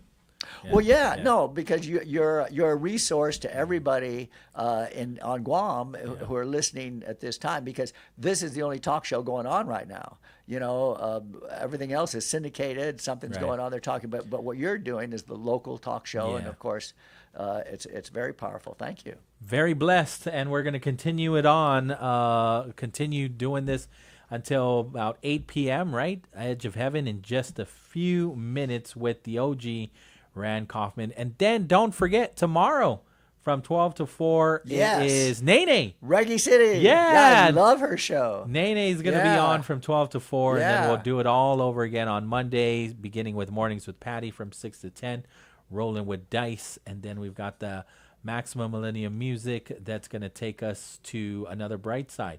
Everybody be safe, especially out on those roadways. Be kind to each other. Guaidza.